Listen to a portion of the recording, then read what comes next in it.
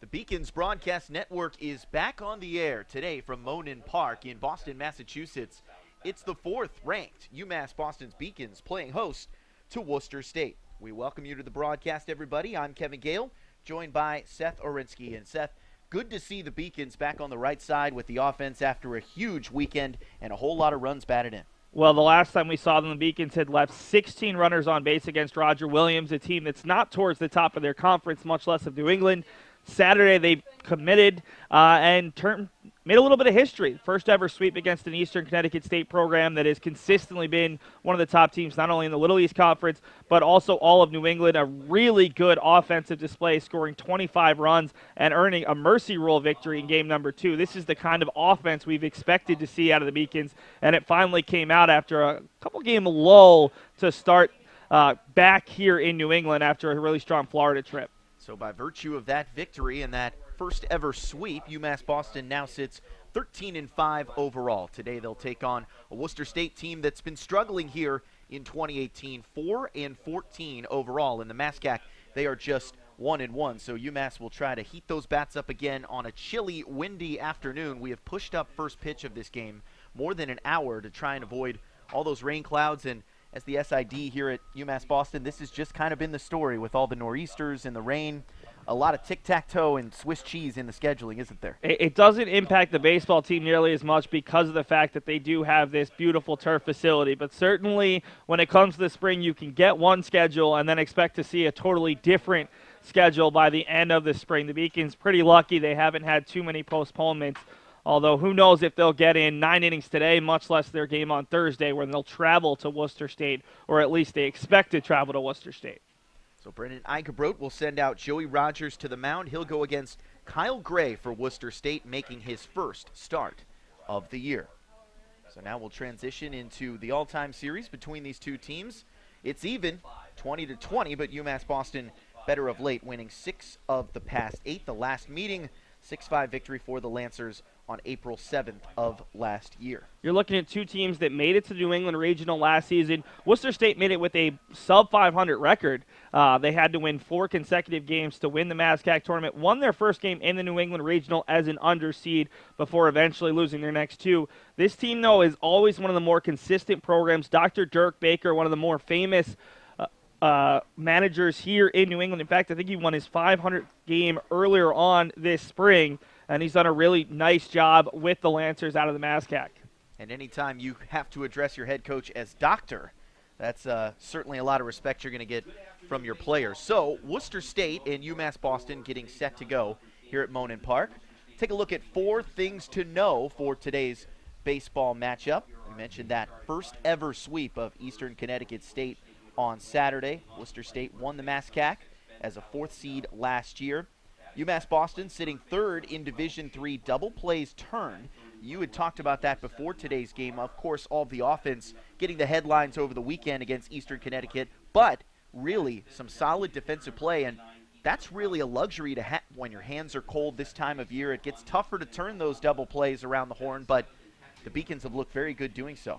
Well, I think it just is in large part because the Beacons get to have a bit more of a consistent practice schedule, having a turf facility. And when you play on turf, you get a little bit of those less bad bumps. But the other thing, especially when it comes to double plays turn, a huge advantage to have Dave Murphy over at second base. Beacons lost Josh Lopez, a guy who was an all-region second baseman a year ago, but Murphy has stepped up and played very strong second base defense. A former shortstop who's really good at the turn. Beacons have also gotten really strong defense at the corners. Eddie Riley has stepped in and started the majority of these games with Kyle Boudrias still recovering from an injury. Chris Fowler is one of the best when it comes to picking the ball over at first base, helping out his fellow defenders. And those names you mentioned in the starting lineup today, so we'll see how many double plays they can turn against these Lancers. How about the weekend that Chris Fowler had? Unbelievable numbers offensively. 8 runs batted in over the course of 17 innings. The second game of that doubleheader shortened because of a mercy rule, and that just gives you an idea of one of the reasons why he was the Little East Conference Player of the Week, and the numbers overall this season, outstanding. Fowler was kind of slumping, honestly, going into Saturday, and then broke out in a big way. 3 doubles to 3 different spots in a cavernous Eastern Connecticut State Stadium, a really good sign for the Beacons, who as a team were not hitting prior to Saturday's doubleheader. Let's stand for the anthem here at Monin Park.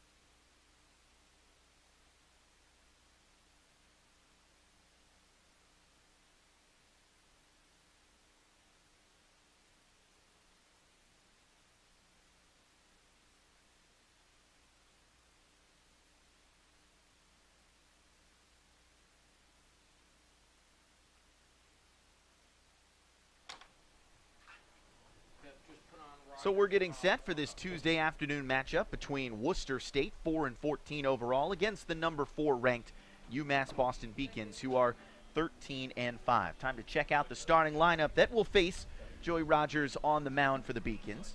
Batting first, Ben Palatino. See those big batting averages at the top of the order. This is where they're getting a majority of their production. Jake Breton batting second. Mike Ferrara will bat third. The cleanup man, Kevin Larkin. Keith Dombrowski, designated hitter, batting below the 100 mark.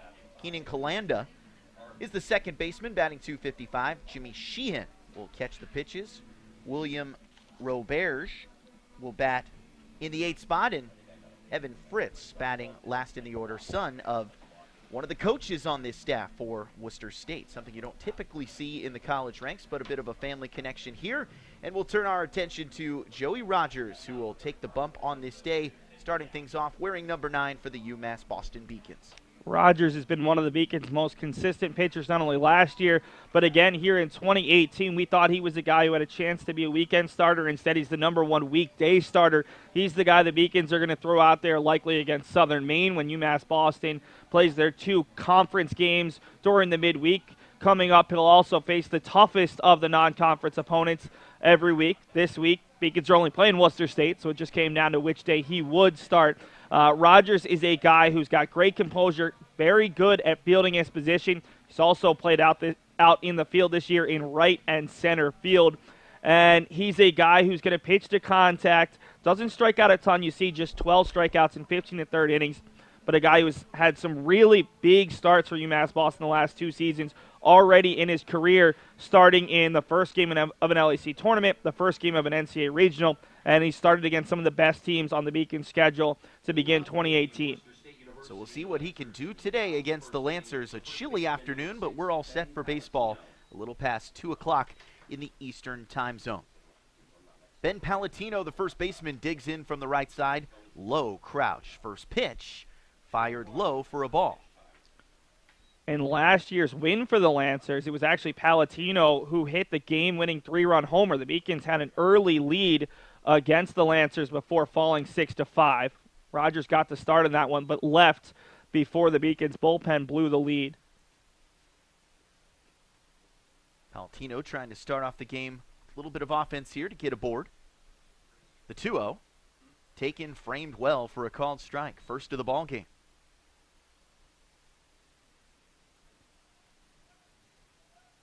Palatino this year, batting .368. 3-1 the count here. Palatino looking for a pitch to hit. Not the guy you want to walk. 7 steals and 7 trips this season.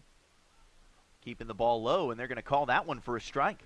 Don't often see that. McCormick unable to handle the pitch, but still gets the benefit of the doubt. Good drop on that breaking ball. 3-2. Off speed again, and he walked him. That was close. Looked very similar to the pitch he threw him on 3-1, but it's a leadoff walk drawn by Palatino, and as you said, Rogers, the lefty, will have to keep an eye on that runner over at first.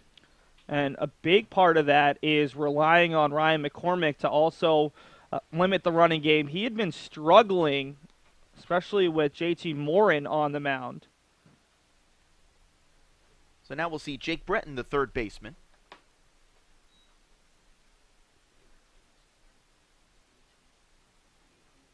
Freshman middle infielder getting the start at third base today. Breton making his 45th plate appearance this year.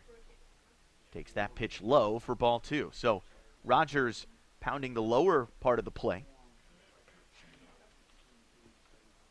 And this will be interesting. Rogers struggling a bit with his control, maybe struggling with the grip.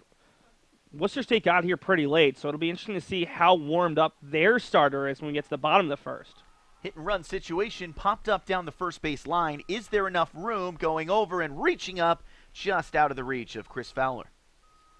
It's a tough one. You'd love to get that for your pitcher, potentially to get that early, easy first out. Now the defense is going to have to work. We've already seen Palladino take off once, and Worcester State's going to try to be active on the base pass. They've been in a slump offensively, just like the Beacons, hitting .246 on the season as a team. It's a great way to get out of a slump. Try to force some mistakes and see if the Beacons are up to the test defensively today. Nobody out, runner on first. Scoreless, top of the first. Quick check over to first by Rogers. First true road game of the year for Worcester State. Lancers 3-12 at neutral sites. They've lost 5 of their last 6. They mixed in a win against Westfield State. That's grounded sharply down the third base line, but foul outside the bag. Watched closely there by the third baseman, Eddie Riley. Shortstop, Derek Estes. Second baseman, Dave Murphy. Chris Fowler, we mentioned, over at first. The left fielder, Anthony Cesare in center. Sal Frascino. And in right field, Nick Herzog. Ryan McCormick behind the dish. He watches Rogers check over to first again. Just 86 runs as a ball club in 18 games this year. Worcester State batting .246 as a team. Rogers looking for a double play ball off speed. That's too high, and the count runs full for the second straight at bat. Just didn't quite get that one to bend the way he was looking. Rogers not quite as crisp as we're used to seeing him. McCormick deep down in the crouch. He awaits 3-2. Swung on and missed. Throw down to second base, bounces in, gets through the fielder into center field, and that'll be a stolen base along with a strikeout. So Palladino moves himself into scoring position, but Rogers gets his first strikeout of the ballgame. It's a tough one. If McCormick's throw gets there rather than one hopping, I think they get the base runner. Beacons are fortunate that Palladino slipped a little bit there. Almost looked like he was tripped, but the umpire onto it. And UMass Boston now will have to try to keep Palladino over at second. Free hitter Mike Ferreira starting in left field. Slightly open stance. He takes a breaking ball low. Good block by McCormick.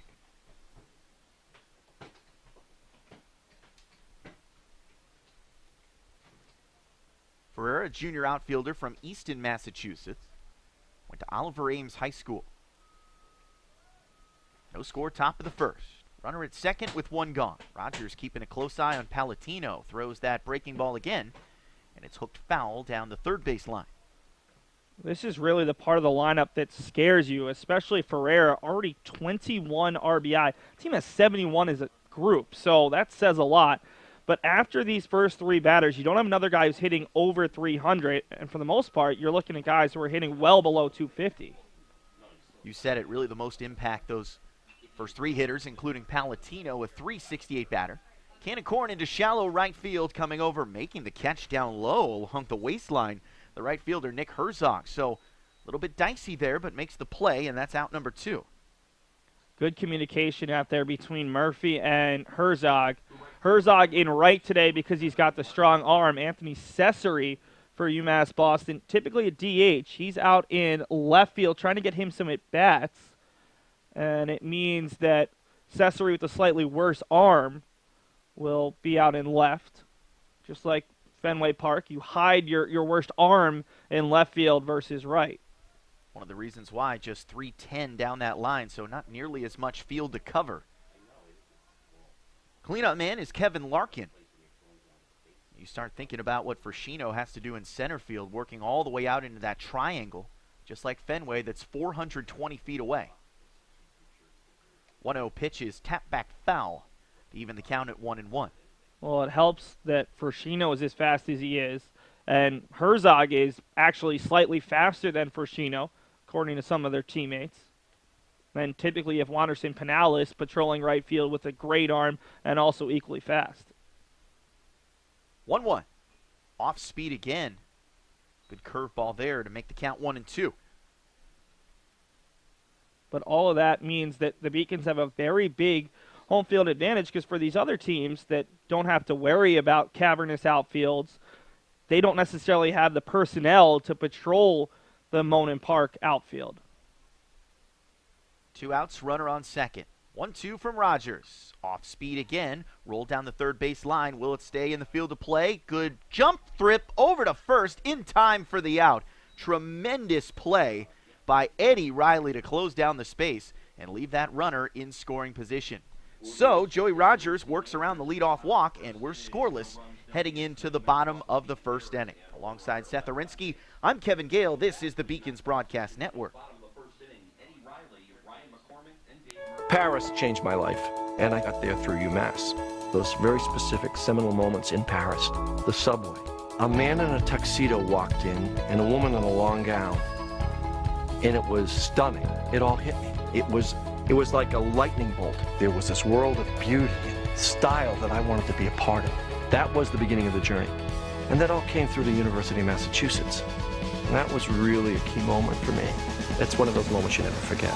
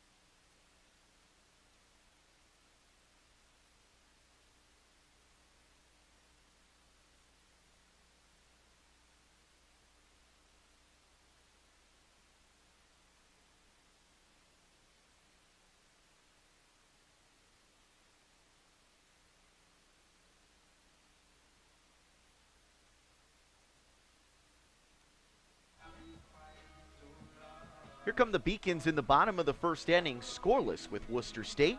The first 3 batters due up in the order: Eddie Riley, Ryan McCormick, and Dave Murphy. We welcome you back to the Beacons Broadcast Network. I'm Kevin Gale, joined by Seth Arinsky. First pitch coming from Kyle Gray. The righty makes his first start of the year. 1-0 the count.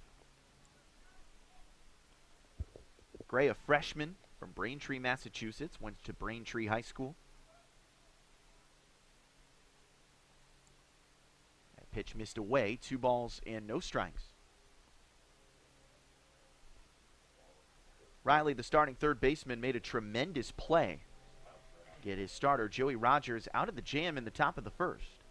The runner barreling down on him from second. He made that running, jumping throw across the diamond. Never easy. And it's quickly 3-0 here to Riley. Yeah, I thought that was going to be an infield single, runners at the corners, and then a really strong play from the Beacons' go-to third baseman right now. 4 balls and a passed ball, barreling down to first. Riley, just in case things get wacky, he can make the wide turn and go to second, but it'll go in the books as a leadoff walk. So both pitchers lacking some control off the top. Let's see if Gray can recover like Rogers. Well, it's just so tough for Gray. Not only is he making his first collegiate start, coming home, essentially coming home, much closer to home than Worcester is, And now they get off the bus at 1:20. You don't have as much time as you would like to warm up. McCormick showing bunt right away. Pulls it back in time. Ball pops out of the glove of Sheehan. But staying put over at first is Riley. We look around the diamond. Palatino at first. Colanda at second. Fritz at short.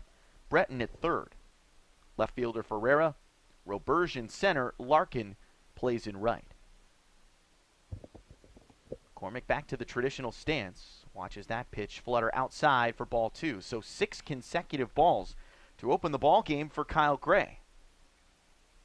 He's pitched 4 1/3 this year. He's given up 11 hits and 10 runs across that time. Not good. ERA 10.38. Target away from the lefty. Hits the spot, but just a little low. 2-1 the count.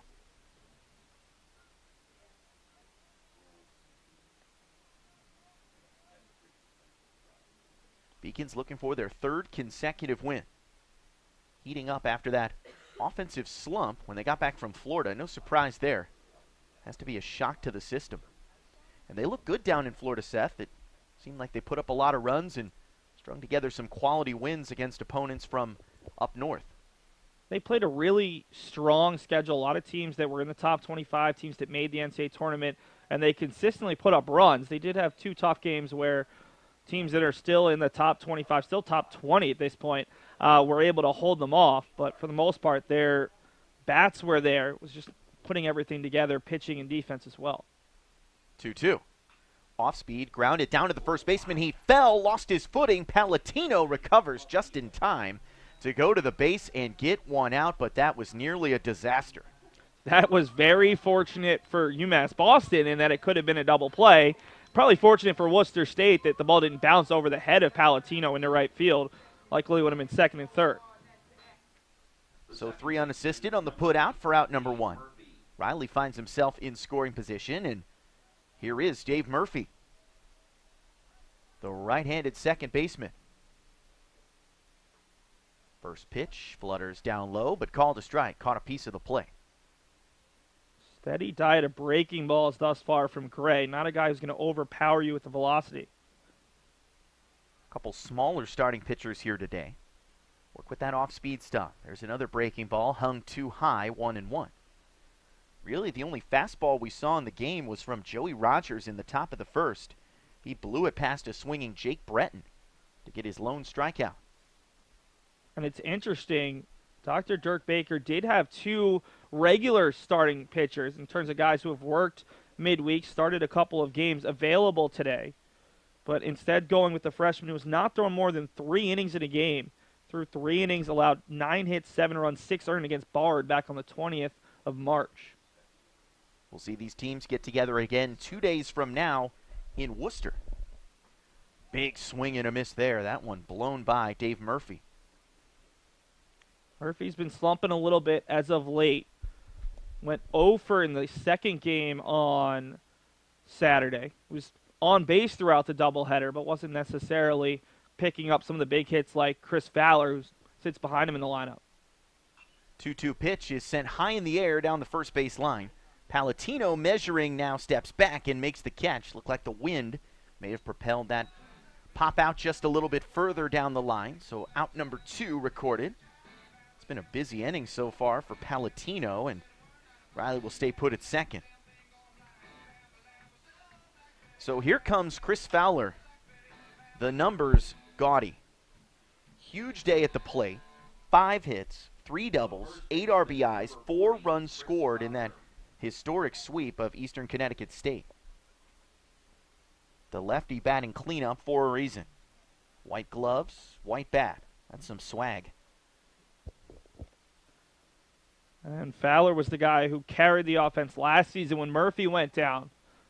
This season, he had been letting Murphy do the heavy lifting early on, but UMass Boston desperately needed him to get going on Saturday. Looking for a base hit here with 2 outs. Riley will certainly be running on contact.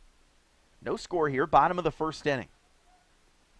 It's a race against the rain clouds. How far can we go before the heavens open? 1-1 pitch was too low, and you've really got to keep a close eye on our home plate umpire. Ryan DeMar to figure out exactly what he's going to call, because let's just say it's very subtle. Hard to tell from our position back behind him if it's a ball or a strike. It's very casual with the hand signals. It's going to be ball 3 down low.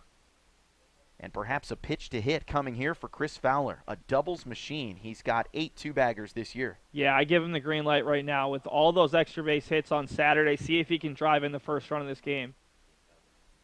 Riley dances off second, but good patient approach there. Draws a second walk of the inning. Fowler will fill in behind Riley, and now the table is set for Nick Herzog.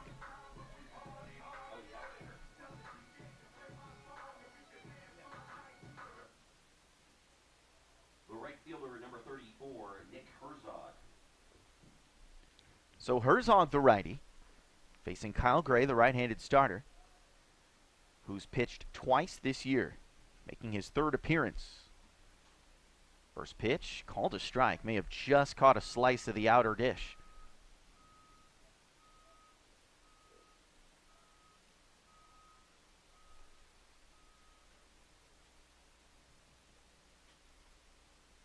Peak to second, now the 0-1. Breaking ball, that just missed away.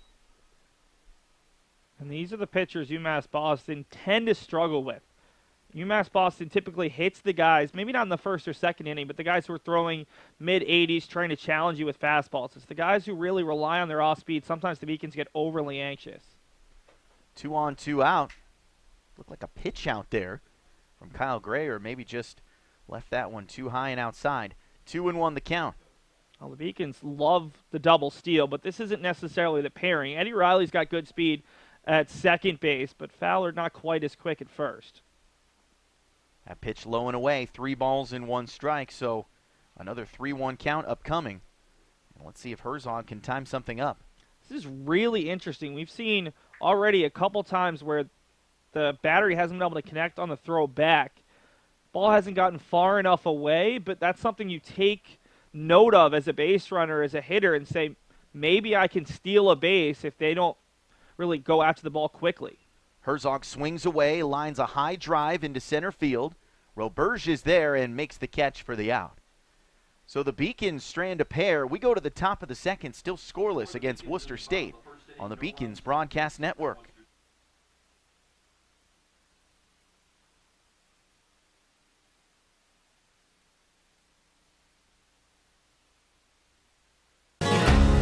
The 5-campus UMass system is the university that educates the workforce of Massachusetts. We recognize that we are truly here for a reason, and that recognition inspires us and drives us every single day.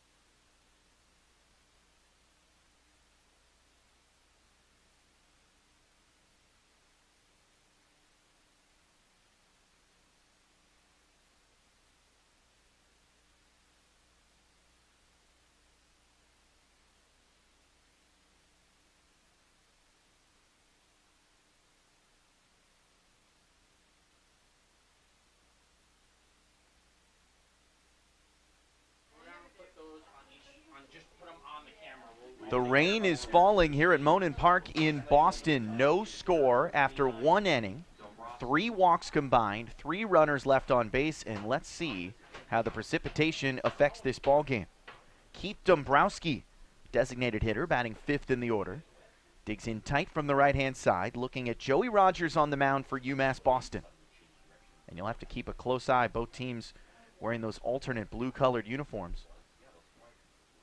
Worcester State trimmed in gold and black.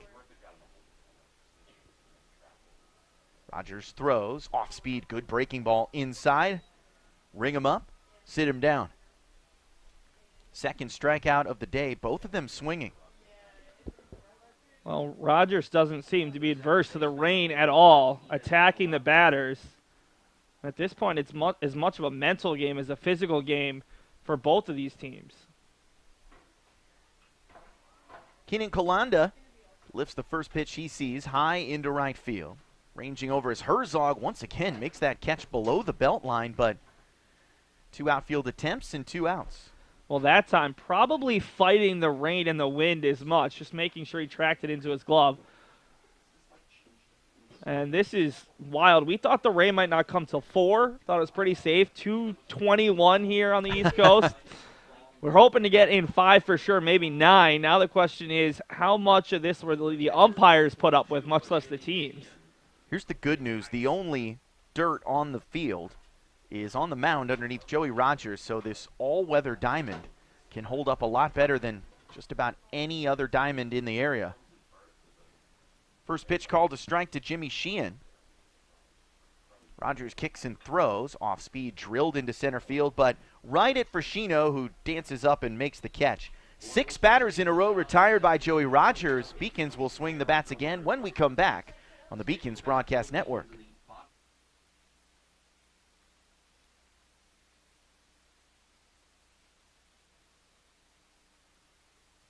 The University of Massachusetts Boston. It's just minutes from downtown, and the Princeton Review calls it one of the best values in the country. A nationally recognized institution of academic excellence and research, UMass Boston offers more than 150 undergraduate and graduate programs, 16 Division III sports, and more than 100 student organizations. To learn more about the opportunities waiting for you at UMass Boston, visit in person or online. UMass Boston, a research university with a teaching soul.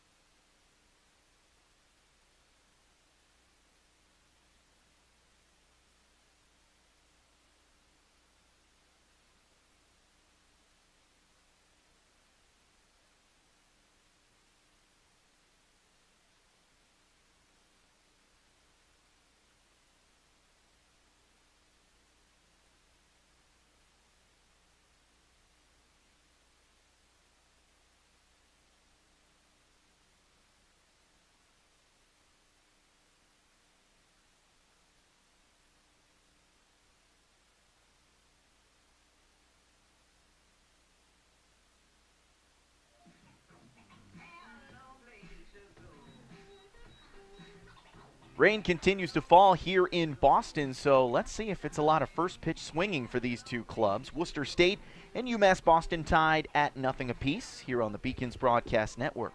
Bottom half of the order due up here. Kyle Boudrias, the DH, followed by Anthony Cesare on deck and Derek Estes in the hole. It's a good place to be underneath the cover, as it seems like the rain has settled down just a bit. Boudrias fouled the first pitch back. Reading a tweet that Brendan Iger wrote, the Beacons coach actually tweeted yesterday from a Colorado Rockies coach that first pitch strikes lead to 92% of the time lead to outs. There's a roller up the middle, bounced off the mound, and that's a single into center field. So that could mean that we'll see a lot of outs today if guys are aggressive, but it also could speed this game up as well, as I think Boudrias, he's a bit of a first pitch swinger if he gets a good fastball to hit, and see what the rest of the Beacons elect to do, even if we might see some more small ball today, trying to squeak out 1 or 2 early runs. So Cesare will bat from the left side with the man aboard at first. The left fielder, number 11, Anthony Cesare. Left fielder crowding in from his box. Short lead at first for Boudrias. Kyle Gray throws a first pitch curveball. Called a ball. Cesare getting his first start of the year in left field, a guy who has had shoulder injuries in the past, which has kept him off the field and kept him out of the field in terms of defense, but getting the rare start, trying to get his bat in the lineup. Had a big bases-clearing triple in the top half of the 8th to make it a 13-run lead and help the Beacons earn the Mercy Rule victory over Eastern, saving everyone a couple minutes of their time. 2-0 coming, sharply grounded down to first. Good grab by Palatino, spins to second for 1, back over to him, short hop throw. And so it'll go in the books as a fielder's choice for Cesare. And now they're going to call him out.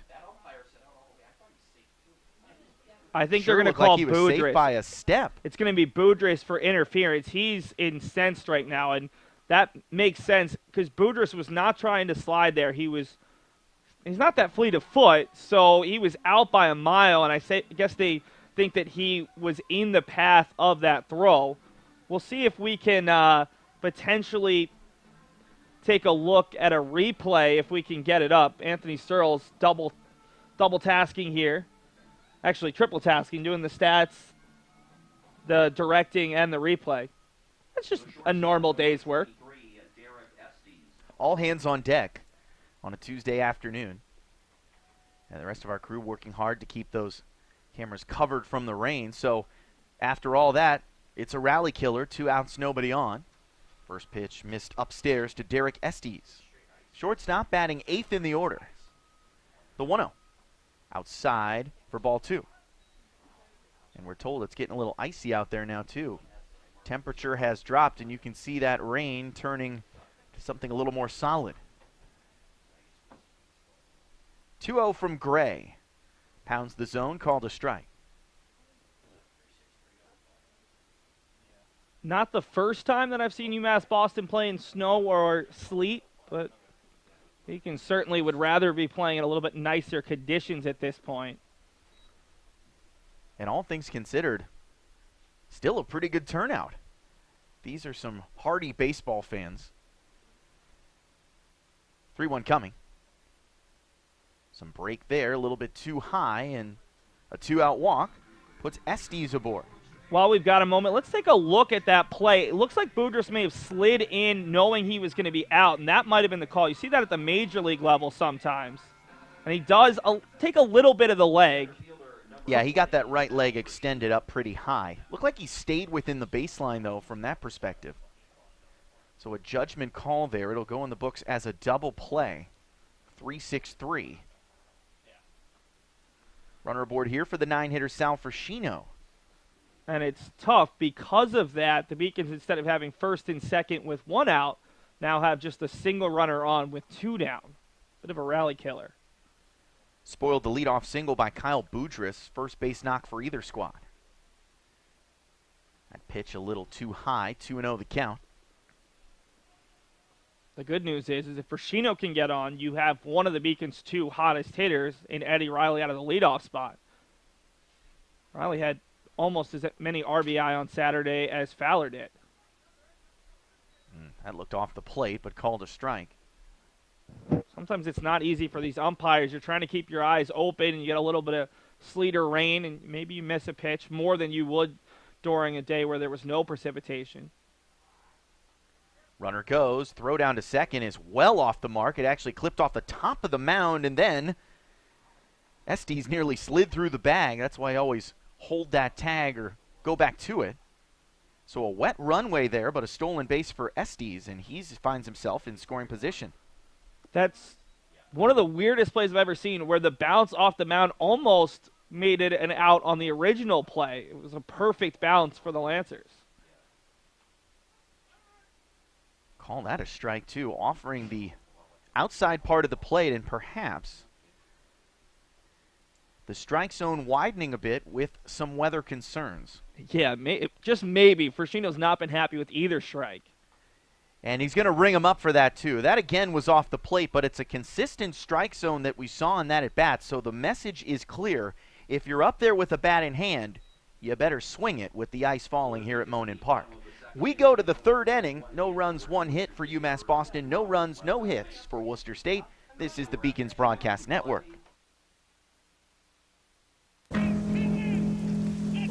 Celebrate the soggy shoes and the slow starts. Celebrate the lessons learned along the way.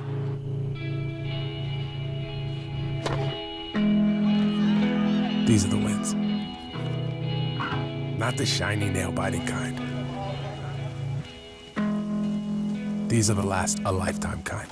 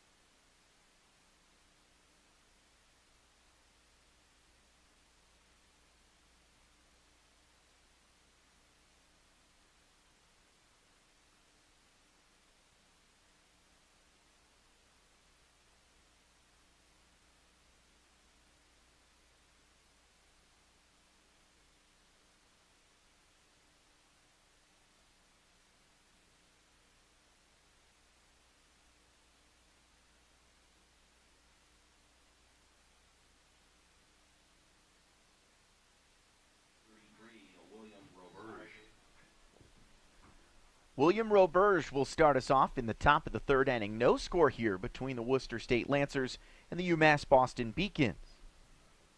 First pitch from Joey Rogers, down low for ball one. Kevin Gale, Seth Arensky alongside. We thank you so much for tuning in on a rainy Tuesday afternoon. 1-0. 2 balls and no strikes. How is that not a strike? I mean, I like the extended strike zone. That might have been a little bit low, but if you're going to extend the zone, keep the zone extended. And there's the extension. He's really giving that wide strike, and that one may have even been a little bit low. Yeah, it just seems the outside corner is extending, but the inside corner isn't necessarily getting the same kind of love. See if Rogers goes back to that spot. Runs back inside with a fastball that missed. 3-1 the count. And I think you're going to see a lot of walks today just based off of the fact that the pitchers are struggling to grip the ball. With this much precipitation, it doesn't matter how much you try to dry it off. In a couple seconds, it's going to get a little bit wet as you try to get a good handle. Pitch to hit on 3-1. Goes through the 5-hole, but Rogers knocks it down and airmails a throw over to first. But good extension there by Fowler to secure the out.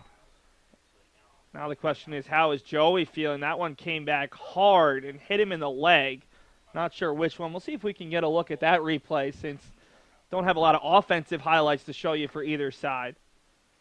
Brendan Igerode will be out first, and then if they need to, they'll bring out Tessa Martin. Seems like Rogers is at least going to try to throw some warm-up pitches. And, of course, you have no one warming up at this point, so that could cause a real delay if you would need it. We'll take a look right now at that replay, see where Rogers gets caught. Well, that would never stop Gabe Kapler from the Philadelphia Phillies. Just send somebody out there without any warm-up. Well, as a Phillies fan, at least in this case, it would be an injury delay. I'm not going to really give Gabe the benefit of the doubt at this point. It's not as if MLB did, although the umpire was kind. Well, Rogers seems to be okay. He's doing some heel clicks out there. You know, they're trying to clear out the studs. That's been the one big issue. When it does rain a lot here, despite the fact they take a really good job of keeping this mound as manicured as possible, I mean, the Beacons work on it after every game, before every game. I think it's just you're going to see a lot of dirt collect. We saw that in the LEC tournament year number 1 when they did try to play an entire game through rain, and now you see Tyler Ruda and one of the other Beacons pitchers try to come out with some turfist to fix the mound. Instead, they're going to be sent back, and we'll continue on at least for this half inning before they do any kind of mound manicures. So after using the toe knife like Frank Reynolds on It's Always Sunny in Philadelphia, he's going to dig back in here. No worse for the wear. Runs that pitch in. And I'd go back to that outer part of the plate. It's been the case against lefties and righties. So good to see Joey Rogers staying in the game. 1-3 on the putout. He'll face Evan Fritz here. That one runs way inside along the kneecaps of the shortstop. No score here, top of the third inning. Only one hit to speak of. And it belongs to the Beacons. That's the spot. Good fastball to make it 2-1.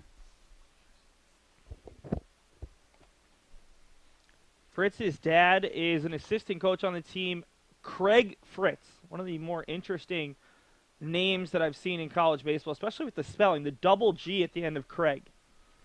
K-R-E-G-G. Yeah, that's a new one. I've seen K-R-A-I-G. I've seen it with a C, of course, but this is a new one. 3-1. That's bounced down to third. Good sliding stop there. Riley spins around, throws low over to first, but once again, Fowler digs it up. And that's some of that amazing pick play that you mentioned before the game, and one of the reasons why the Beacons defense has been so strong here the last week or so. I love it when you talk about a team and their attributes, and then they actually show that, and it makes you look smart as a color commentator. Remember, we mentioned the defense being so good, 979 fielding percentage, and it was the entire infield rather than just one or two guys, and both guys at the corner showing good defense there. 2 up, 2 down. We go back to the top of the order. Ben Palatino, the only Lancer who's reached today.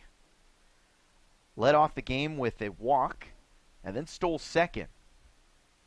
Good curveball there. 0-2 the count.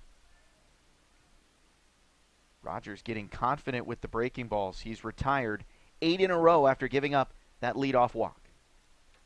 0-2 coming. Huge breaking ball upstairs, 1-2. He struggled to command that curveball for the most part today. Guessing that's mostly just due to the slippery conditions. Palatino gets a piece in on the hands, lifted over the shortstop. Estes jumped up in the air but just didn't have enough hops. So Palatino back aboard, and that breaks a long streak of Lancers sent up to the plate and sent back down.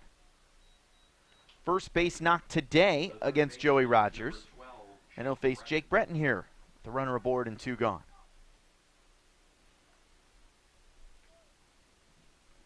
No real sturdy contact generated by these Lancers so far, who we mentioned have really struggled to generate offense after these 1-2-3 hitters.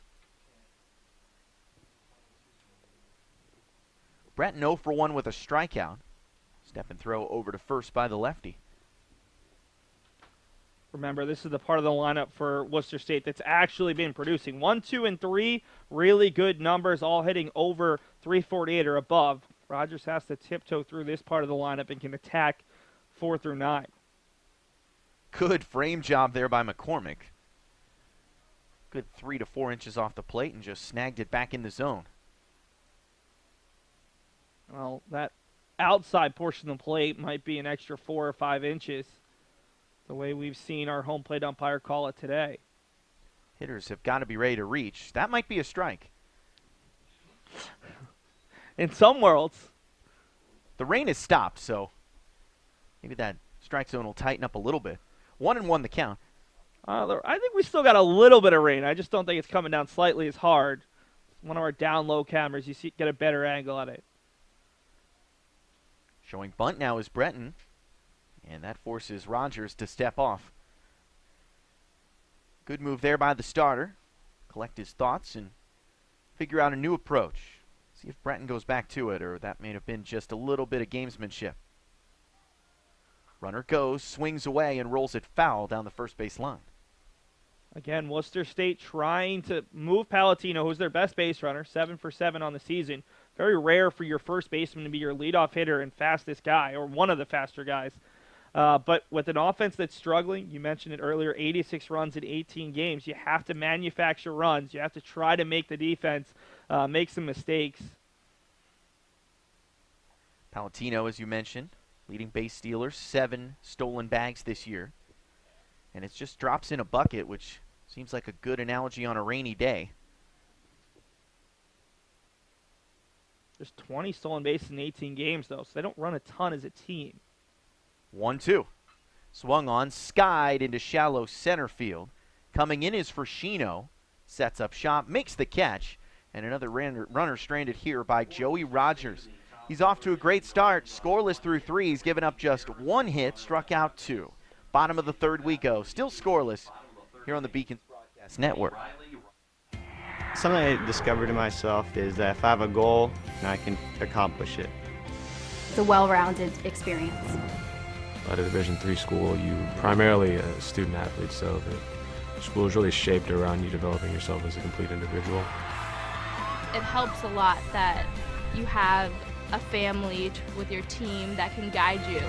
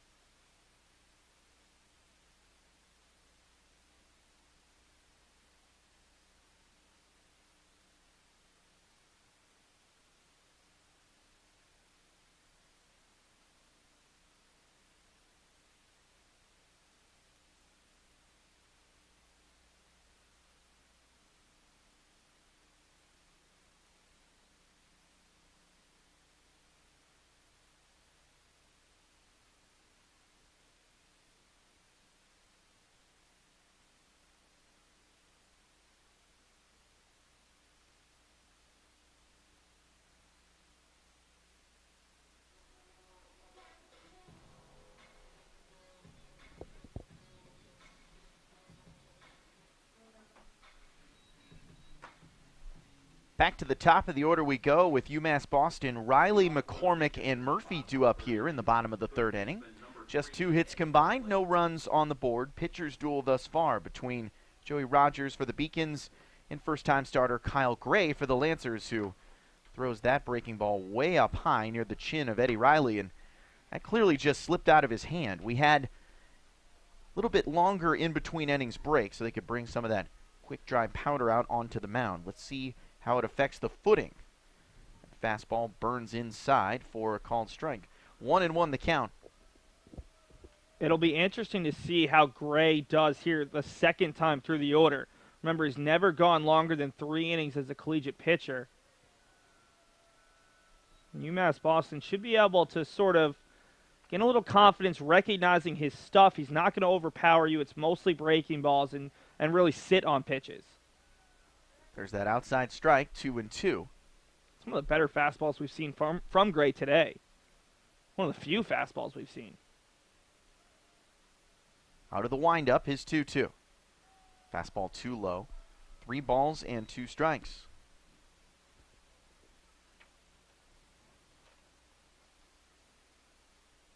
Seen UMass Boston go deep in a few counts today. Really yet to generate much offense. There was that leadoff single by Boudrias in the second, but he was dispatched on an interference 3-6-3 double play. That one lifted foul, and will do it again. Riley's trying to work his 14th walk of the season, which is very impressive. That would be tied for first on the team, but even more impressively, he's only struck out 7 times. This is huge for a guy who was not in the starting lineup to begin the season. Hitting for average, but got out in front of that one. Good changeup for a strikeout, and the first of the day for Kyle Gray. Excuse me, second, I should say. First swinging strikeout of the day. He got Fershino looking on that really wide strike to end the second. There's the old broadcaster's curse. You talk about a guy with a really good eye, and of course he strikes out. Here's the lefty McCormick. First pitch, off speed, catches a piece, 0-1. McCormick 0 for 1 today. Grounded sharply down to first. It took an acrobatic play by Palatino to clutch the ball down low, go to the bag, and record the out. It was inches away from dribbling down the first base line, and may have even driven Riley around had it taken a good kick down in the corner. That one's laced foul over to the football field at BC High right next door. Be interesting to see if Ryan DeMare continues to give that outside strike off the plate, if guys start crowding the plate a bit. Off speed too high, 2-2 the count. Potentially give yourself a chance to reach a ball that's potentially in the opposing batter's box, because the inside strike really hasn't been called off the plate at all. There's an idea. Rolls over to the shortstop. Fritz couldn't handle it. E6 allows Ryan McCormick to reach here in the bottom of the third. And McCormick was having to protect on a pitch that was well outside the zone, recognizing as a catcher he's seen the pitches that have been called on both sides. A good idea by him. And Fritz just couldn't handle a really easy hop. It came up right about to the level he expected. And now the Beacons have a chance to potentially, with an extra base hit here, take that early lead that both of these teams are looking for on a day where might not end up playing 9 innings. 1 out, runner on first. Who will draw first blood? First pitch called a strike. Murphy popped out in foul ground down the first base line, back in the bottom of the first. Team leader in home runs with 4 this year. Watches that pitch sail across the plate, quickly 0-2. That's a pitch on Saturday that's not a strike, and today, because of the circumstances, it's going to be called, whether you like it or not. Senior from Plymouth has got to stay aggressive here. Runner dances off first, rips it into center field. That'll drop for a base hit. Kind of a sluggish start there for Riley. Not sure if he was fainting or just really maybe lost his footing on a hit and run, but either way, it's good station-to-station hitting. So after the error, it's short. Beacons trying to make Worcester State pay. Runners on first and second and 1 out. I think McCormick, who was going from first to second there, just a little bit worried that ball might not end up over the infielders and thought it might have been a line drive right at someone. Well, if you're looking for RBIs, this is the guy to deliver. Chris Fowler's driven in 20 runs this year. The lefty with a couple ducks on the pond. First pitch breaking ball right down the heart of the plate for a strike. The other nice thing is if you're UMass Boston, you recognize a steady diet of off-speed pitches. If you can get a good jump off one of the bags, you can probably swipe it, if not for a perfect throw from the Lancers catcher. Reaches out, gets a piece, rolls it weakly down the third base line. Breton double clutches, throws, and that cost him the out. Couldn't get a good grip on the ball. That'll be a well-placed infield hit for Fowler. And the bases are loaded with one out here in a scoreless game. And Nick Herzog has a chance to put the Beacons in front. Well, the Beacons haven't hit the ball all that well in this half inning, but putting it in the right spots, an error, looped single out to center, and then that was a nice job by Fowler just to reach out. Knew it was going to advance the runners either way, and then throw was a little bit off angle. I think Fowler would have beaten it out either way. This is what good teams do, Seth. You give them an inch, they take a mile.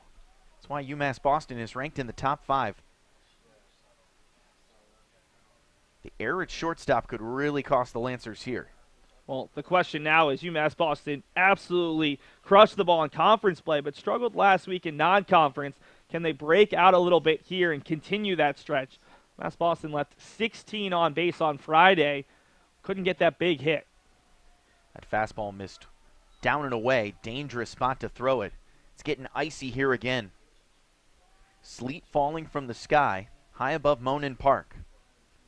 McCormick at third, Murphy at second, Fowler at first. 2-0. Swung on, ripped high and deep into center field. This should do the job for the sac fly. Catch made for out number 2. Tagging and scoring from third is McCormick. The throw in is cut off, and UMass Boston has its first lead. 1-0 here in the bottom of the third. Well, Herzog's 0 for 2 with runners in scoring position, but hit that one deep enough to easily score the run. This gives Boudrias, who already has a hit today for UMass Boston, a chance. And that's a good piece of hitting by Herzog, recognizing the situation, able to drive it very deep in the center. Would have been interested to see if Murphy there had been close to the bag, if he might have been able to advance as that ball was hit deep into center field. 14th RBI this year for Herzog, and now Boudrias with a couple runners aboard. Looking for more, gets underneath the first pitch, fouls it back to the mesh. And you said it right, Seth, getting that early lead could be key on a day when weather might shorten this game. Got to get through 4.5 if you're UMass Boston. That's even better as the home team. The 0-1. Off speed, sent high in the air to the gap near the triangle in right center field. Boy, that's a tough path for Roberge to get there, but he fought the rain, the sleet, the snow, the wind, and somehow made the catch for the out. Sac fly RBI for Nick Herzog puts UMass Boston in front. 1-0 over Worcester State. We'll be back in a flash here on the Beacons Broadcast Network. I'm the first undergraduate alumnus to lead this university. I'm very proud of that. I was literally able to transform my life because of the University of Massachusetts, and I want that for every single student that walks through the door.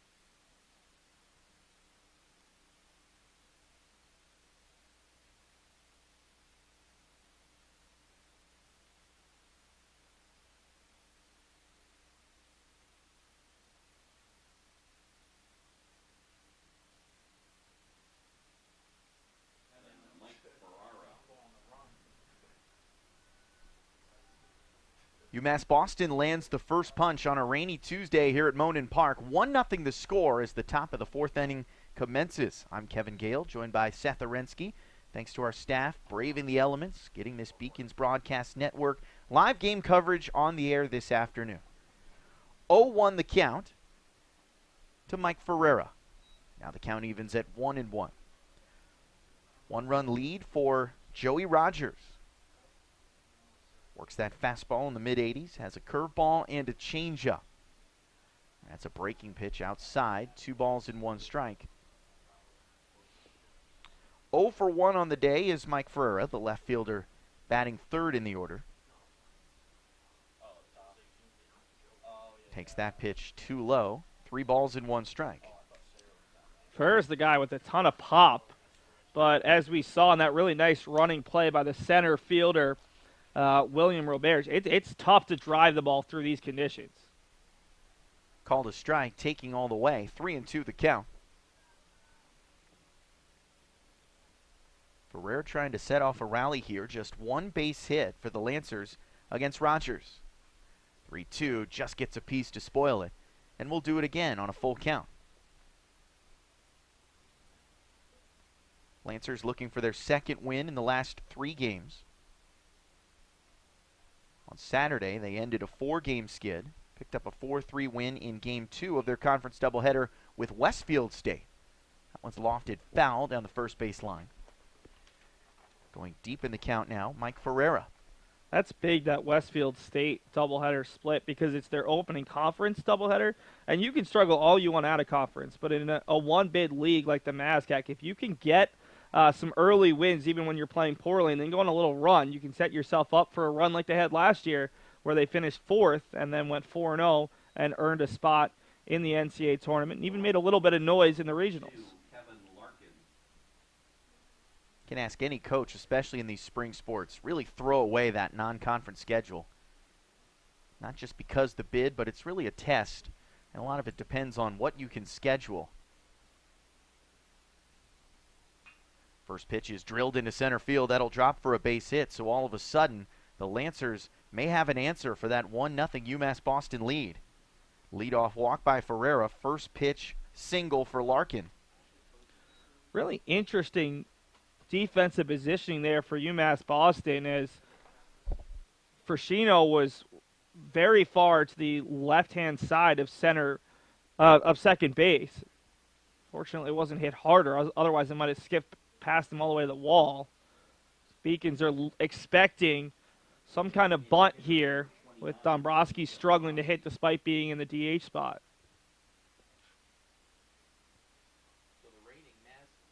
So the reigning MASCAC champions from the tournament looking to generate some offense here in the top of the 4th inning.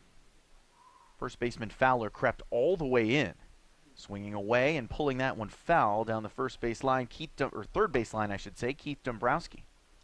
I like that. I like the swinging in a bunt situation, trying to catch the infield creeping in, put one past an infielder just based on how hard it's hit, or just pop it over the head of an onrushing infielder. We'll see if they elect to try to put down a bunt here. Sophomore McCormick comes out from behind the dish to call out the defensive signals. Saw Dombrowski step out and dry the bat under both of his armpits. He does have 2 sack hits on the season. Shows bunt, and Rogers steps off and looks to second. So the corner infielders playing in here with 2 on and none gone. 1-0 lead for UMass Boston in jeopardy now. Rain continues to fall. Rogers gets the sign. Target set up inside by McCormick. Bunt shown, and couldn't pull back in time. It's called a strike. 0-2. So now it looks like Dombrowski will have to take the bunt off. Yeah, this is big right now. You want to strike out in this situation to take a little bit of pressure off of the defense. And if he can get a strikeout here, he sets himself up for a much easier rest of the inning. The senior Dombrowski awaits. Rogers throws off speed, sent into left center field. That's going to drop for a base hit. Green light at third. Ferreira barreling around. The throw comes in offline and late, and we're tied up at 1 apiece after an RBI single by Keith Dombrowski. Nice piece of hitting at 0-2. And a great job by Fowler there, ranging over from the first base side. He was the cutoff man and recognizing that ball was well offline. Otherwise, you might have seen an advancement. So the threat ongoing here. Same situation. Runners at first and second with nobody out. The second baseman, number 1, Ian Kalanda. And as we pointed out earlier, when the Beacons took the 1-0 lead, if you can grab the advantage and get through 5 complete innings, you might walk out of here an early winner. What better way to pull off the upset if you're Worcester State than to sneak across 2 or 3 runs in this half inning? Kevin Kalanda up there now, the second baseman. With the old school Sox, runners go, hit and run, and he fades it into right field for a base hit. Here comes Larkin. He's going to score from second. On his way first to third, Keith Dombrowski, and the Lancers have their first lead. 2-1 over UMass Boston here in the top of the 4th. Perfectly executed. A hit and run, first bat of the inning. That ball was going to be a hit either way. Murphy wasn't going to be able to scale the ladder, but with the runners in motion, it allows the runner to go from first to third. And the Lancers doing a great job here. We talked about that top of the order being the real threats. Well, they've done it starting with the 4-hole hitter, and Worcester State's in a great spot already with 2 runs in and no one out. We mentioned not a lot of pop in this Worcester State order. Walk, single, single, single. 2 runs just like that. Runners at first and third, nobody out. Jimmy Sheehan shows bunt, rolls it down the first base line. Runner was booking it from third, and it just rolls foul. This feels like something UMass Boston would do. The aggressive hitting, the aggressive base run. I mean, this is what UMass Boston has done the last couple of years. They have more pop than they've had the first 2 years at Monon Park, but the squeezes, Dr. Dirk Baker, there's a reason that he's had a ton of success, and it hasn't necessarily been the talent on the field. It's been forcing the opponents to make plays, and thus far, Beacons have not been able to record that all-important first out. The Doctors got 2 runs in here in the top of the 4th, looking for more. Step and throw over to first. Bullet tossed by Rogers. He'd given up just 1 hit. That was in the top of the 3rd. A 2-out single, nothing more than a 1-base hit thus far. 2 runs on 4 hits for Worcester State. 1 run on 3 hits for UMass Boston.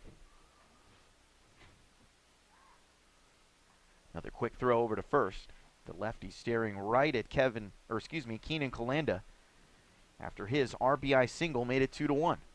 And even if they call up the squeeze here, I wouldn't be surprised to see Kalanda in motion, just trying to see if they can potentially get that runner home from third on an errant throw down to second. 0-1. Shows the bunt again, gets to the backstop. Coming home from third, Dombrowski. The shovel toss is too late. 3-1 Worcester State. And we've got an upset in the making. Number 4, UMass Boston, with its back against the wall. It's a really good pitch from Rogers. It was just a little bit past McCormick, skipped past on the wet turf. Confused the base runner. Thought it was actually called a strike, but they're going to say it's 1-1 now. Pass ball is the official call. 3 runs across here in the top of the 4th for the Lancers. Runner at second is Kalanda. Sheehan still showing bunt. Rogers is having a tough time with his control. Why not? Why not try to push the runner over to third with 1 out? If you can put up a 4 spot here, then UMass Boston really has their backs up against the wall, assuming this game goes 5. If we're going 9 innings, you can easily come back from a 3-run deficit. But the rain was supposed to start at 4, so it'll likely only get worse as the day goes along. A time-sensitive deficit as Sheehan fouls that one back, so the bunt will be off here with 2-2. And William Roberge, the 8-hitter, waiting on deck.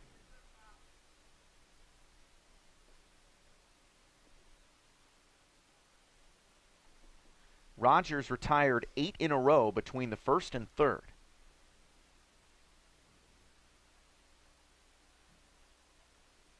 Looking for out number 1 here in the 4th.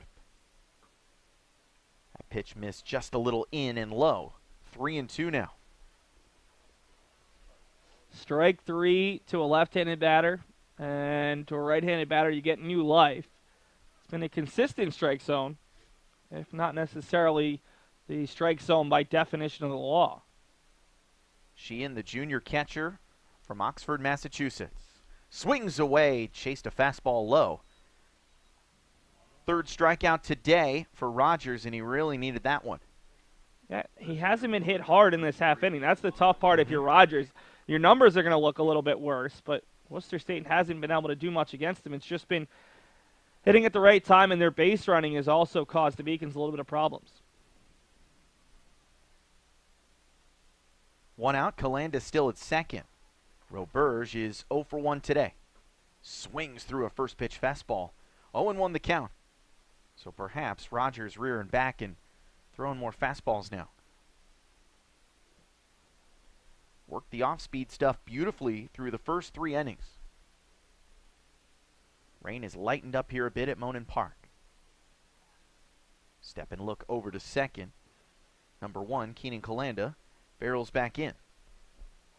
2 for 2 on the year, which is, I think, 4th on the team for a team that's attempted just 31 stolen bases. You said it. They don't do a lot of stealing outside of Palatino at the top of the order. Breaking ball thrown down low. Good pitch there to draw strike 2 swinging. And their second leading base runner, Patrick Rowe, not in the starting lineup today. He's 5 of 6. The next leading base runner is Kevin Larkin, who's 3 of 7 on the year. Not great numbers. 3-1 the score, top of the 4th inning.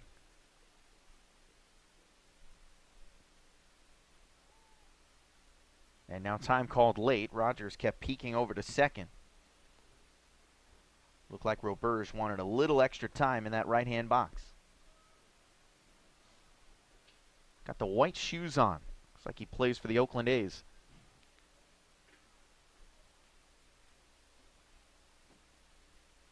Oh, 2.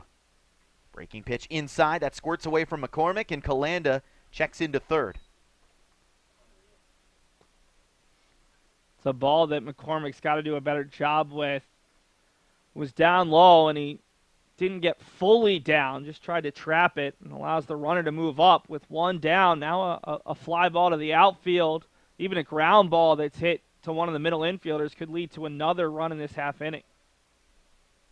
Second pass ball in this inning for the sophomore behind the dish. That one's ripped right side, base hit. It's 4-1 Lancers just like that. Third RBI single of the inning. Roberge gives the Lancers a 3-run lead. Might have been the hardest hit ball this half inning.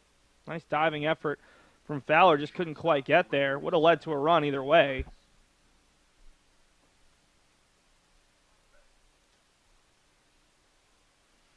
A walk, 3 singles, and 2 pass balls. That's how Worcester State put up 4 runs here in the top of the 4th. And we'll have a conversation at the mound. See how much longer Joey Rogers can go. Well, no one's up right now for UMass Boston. I think the conversation right now between Daniel Gamble, Eddie Riley, Joey Rogers, and Ryan McCormick. Interesting that the third baseman's the only person that's joined the mound right now. Is they're not beating you. The Beacons kind of beat themselves a little bit. Ryan McCormick has been guilty of those 2 pass balls. But Rogers' pitch count isn't that high. He's not giving up great contact, and the Beacons probably don't want to use too many of their bullpens. 70 pitches, thanks to a bit long top of the 4th. It's really just about settling down and making sure the deficit doesn't get any further than 4-1 to get close to the top of the order. Evan Fritz shows bunt, pops it back foul into the mesh. Shortstop 0 for 1 today, trying to keep this rally going in the 4th.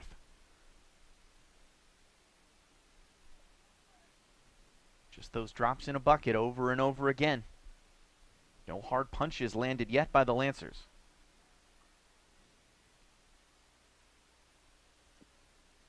And that's where it's frustrating for UMass Boston. Remember, they left 2 runners on in the first, and then even in that last half inning, left 2 runners on again. So UMass Boston's had their chances against the guy who came in with an ERA of 14.54.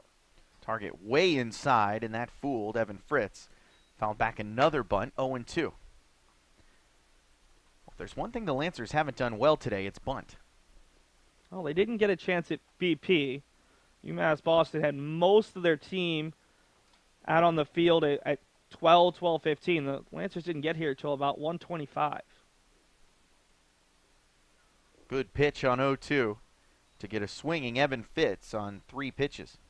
Yeah, that's the stuff that we're used to seeing from Rogers. Fritz just diving after the ball and unable to connect on a ball that dipped out of the zone.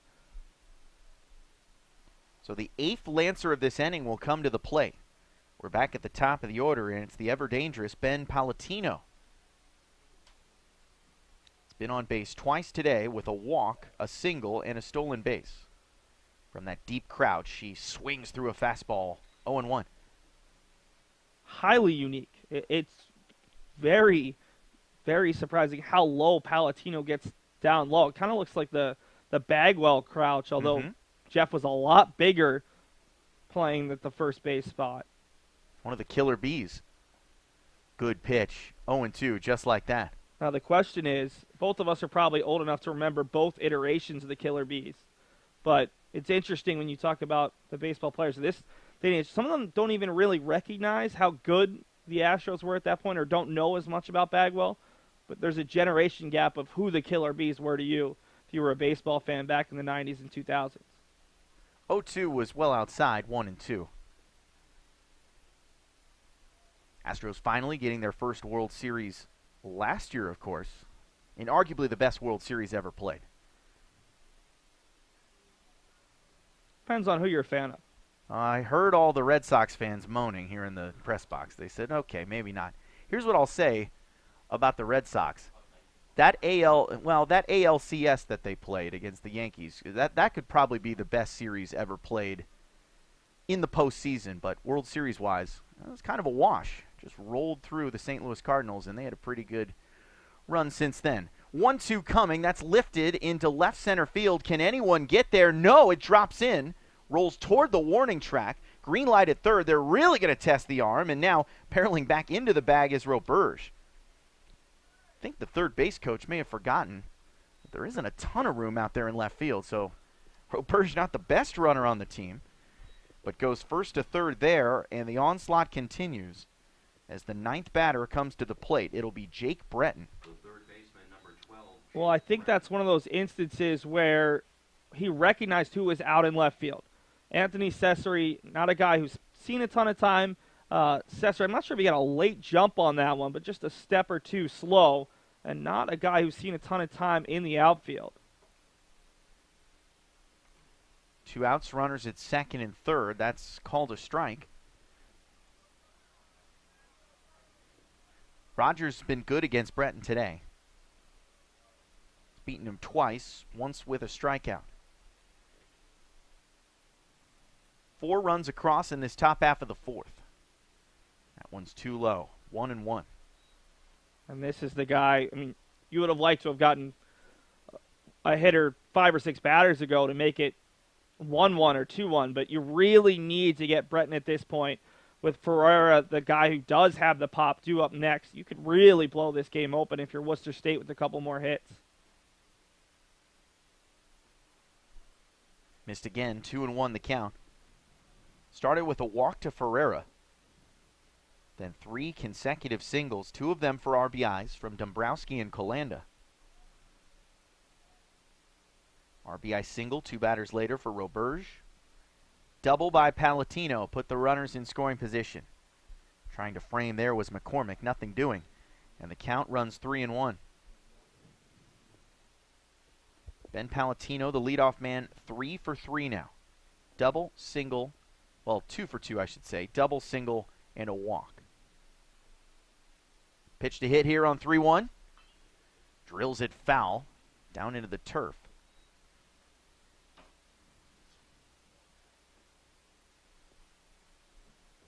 Long half inning here in the top of the 4th. I mean, Rogers was over 70 pitches 2 or 3 batters ago. He's probably thrown close to 40, 45 pitches in this half inning alone.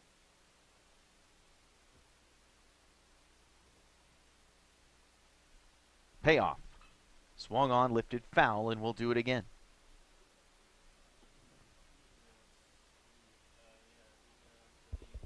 84 pitches for Rogers. Likely his last half innings. The Beacons finally have someone who's taken off the jacket, not to their amusement, and it looks like it's going to be a righty who's going to start warming up after they clean the cleats first. Rogers rings up the ninth batter he sees, Jake Breton. So technically, he struck out the side. 3 Ks in the inning, but he gives up 4 runs on 5 hits. 2 left for the Lancers. Worcester State looking for an upset here at UMass Boston. They lead 4-1 as we head to the bottom half of the 4th inning here on the Beacons Broadcast Network. I did receive a non-athletic scholarship upon entering school. I got the presidential scholarship, which was huge for me.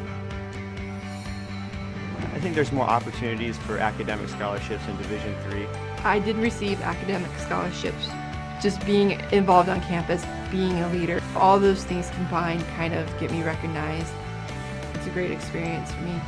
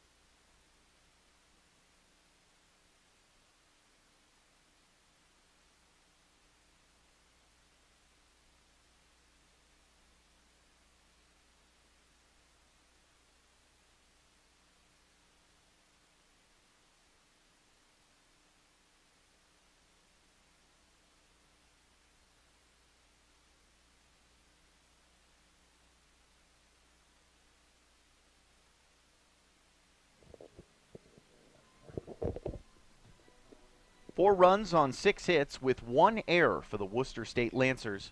1 run on 3 hits with no errors for the 4th-ranked UMass Boston Beacons. They're looking for an answer here in the bottom of the 4th inning after the Lancers landed 4 runs in the top half of this frame. With the rain falling at Monin Park, we welcome you back to the Beacons Broadcast Network. I'm Kevin Gale, now joined by Dave Wahlberg on the mic.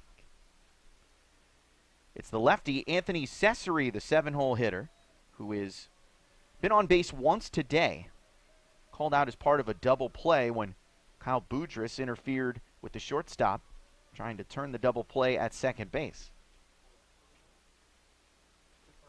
Cesare, the left fielder, batting left-handed. Facing the righty Kyle Gray, who buried that pitch low, and it's quickly 0-2.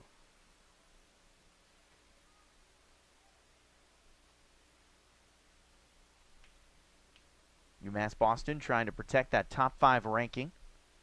Reached number 1 in NCAA Division III for the first time in any sport here at UMass Boston earlier this year.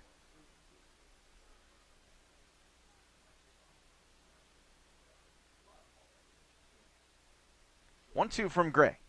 Swung on in on the hands, rolled foul toward the Beacons dugout, first base side.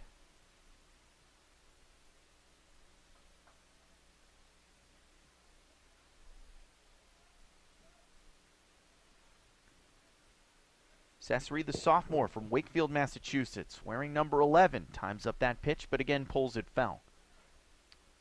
Yeah, Kevin, Cesare is a guy who's he's trying to make some steps up in the depth chart, and he's really trying to see some playing time. So today, like a day against Worcester State, is a game where he's really got to shine. If he doesn't, that might not help his cause come conference weekends. That pitch is too high. Good eye there. Evens the count at 2 balls and 2 strikes. Well, this would be a great time to shine. Lead-off base knock to get the Beacons rolling, trailing by 3. Sends that one high in the air down the third base line. Tough spot for Breton. Lost track of the ball, and what a diving catch by the shortstop Fritz to bail him out. Great heads-up play. I mean, the playing on turf, and I think a lot of players don't realize that turf, when you go into that sliding motion, you really don't stop once you get going. And to reach back as far as he did, I mean, that was a full extension, sliding completely the opposite direction of the way that ball was coming down. And to stay with it and keep his eye on it, that's a huge play right there. That's something your pitcher wants to start the next inning after your team just gave you a nice 3-run cushion. And Beacons baseball, the last couple of weeks, this has been a situation they've struggled in. A weekday non-conference game against, especially a MASCAC opponent, and they really need to they need to get back to the way they were on Saturday and really treat this like it's a conference game. You said it right, and they were just absolutely robbed of a leadoff base knock there. Put a star next to that flyout, snagged by the shortstop. Yeah, Beacons last week, and if you read the box score for the Roger Williams game, and a lot of us were up here for it, Beacons, even with runners on to lead off an inning, they still struggled offensively. So right now, it's got to come from somebody in terms of a big bat. We need the Beacons need an extra base hit here, not just a single to get on first. They really need to get something going, get a runner in scoring position, because they struggled even when they got guys on first base, whether walk or a nice bloop single. It's something that they really need to get going back on for these weekday games. Nothing for Estes to do there. Watched 4 balls outside the zone. So he's aboard with 1 out. Now it's the 9-hitter Sal Frascino. So to your point, Dave, let's see what the bottom 3 hitters in the order can do. Frascino, diminutive to say the least. 5'8", just 145 pounds. Yeah, he really, Sal, if he gets on base, his size really, people don't really focus on the size when he's on base because he's a blur when he gets going. Thing about Sal is if he can't get a good pitch to hit, or if he swings at the first pitch like that, it really takes the speed out of the lineup for sure for the Beacons. Pop out for out number 2, and we go back to the top of the order with Eddie Riley. Yeah, Sal right there, there's no reason to be swinging at the first pitch. I mean, it's a doom and gloom type of day. Errors will occur on a turf because this ball is going to move 1,000 times faster. And to swing at the first pitch and get that's, if I'm Coach Igerbrod, I'm getting a little red in the face right now with my hitters because that's just unnecessary. Riley 0 for 1. Walked in the first, struck out in the third. And to add on top of that first pitch swing for Frascino, he just walked Estes walk on 4 straight pitches. 0-1, low, missed the zone. 1-1 the count. I mean, in a situation like this, you have runners on first and third, guy being Sal on first base. Sal's got wheels. Riley finds a gap here. That's 2 runs guaranteed. That's not just a 1 run with Estes. That's a definite 2-run type of extra base hit for the Beacons that they need. Runner goes, low throw. Another close play. I'll tell you what, the throws down to second haven't been good today. But Calanda's made a couple plays to keep it interesting at the bag. Yeah, it's almost like Sheehan's using the turf to his advantage rather than trying to get the ball high and have to have his second or shortstop tag down low. He's using it kind of like a skip, almost like it's like a free kick in soccer where it's just going to skip up to the player. Oh, the beautiful game. 2-1, too high and outside. 3 balls and 1 strike. Yeah, Riley needs to right center right now is a great spot for Riley. Good a little opposite hitting because they're giving him all the space on the right side of the infield. And to get a run right now shifts the momentum where I think Worcester State is back on their heels a little bit more than they would be if they were confident going in with the 3-run lead into the top of the 5th inning. First stolen base this season for Estes, who's at second base with a full count upcoming. 2 outs in the pocket of Kyle Gray. He's got a 4-1 lead in the bottom of the 4th inning. And how much longer will we go with the wet weather? Payoff. Swung on, bouncing ball, left side. Third baseman Breton ranging to his left, throws short of the bag. Good turnstile tag. Nice Palatino ends the 4th inning. That was a nice play at first. He third baseman not confident on his throw. Palatino adjusted, got the tag on him. that's a big confidence booster for Worcester State. Holding the Beacons off after they put up 4 runs. Now they're coming back up, and hopefully they're going to try and carry some momentum into the 5th inning and really blow this game open. Just a walk and a stolen base for the Beacons in the 4th inning. Third basemen have been good today, Breton and Riley. But better news for Worcester State, leading 4-1 here on the Beacons Broadcast Network. We'll be right back. Moving from Turkey, it was a rough journey for me because when you don't really speak the language that well and when you don't really fit in the crowd, it's very easy to disappear. But I decided not to give up, and UMass helped me.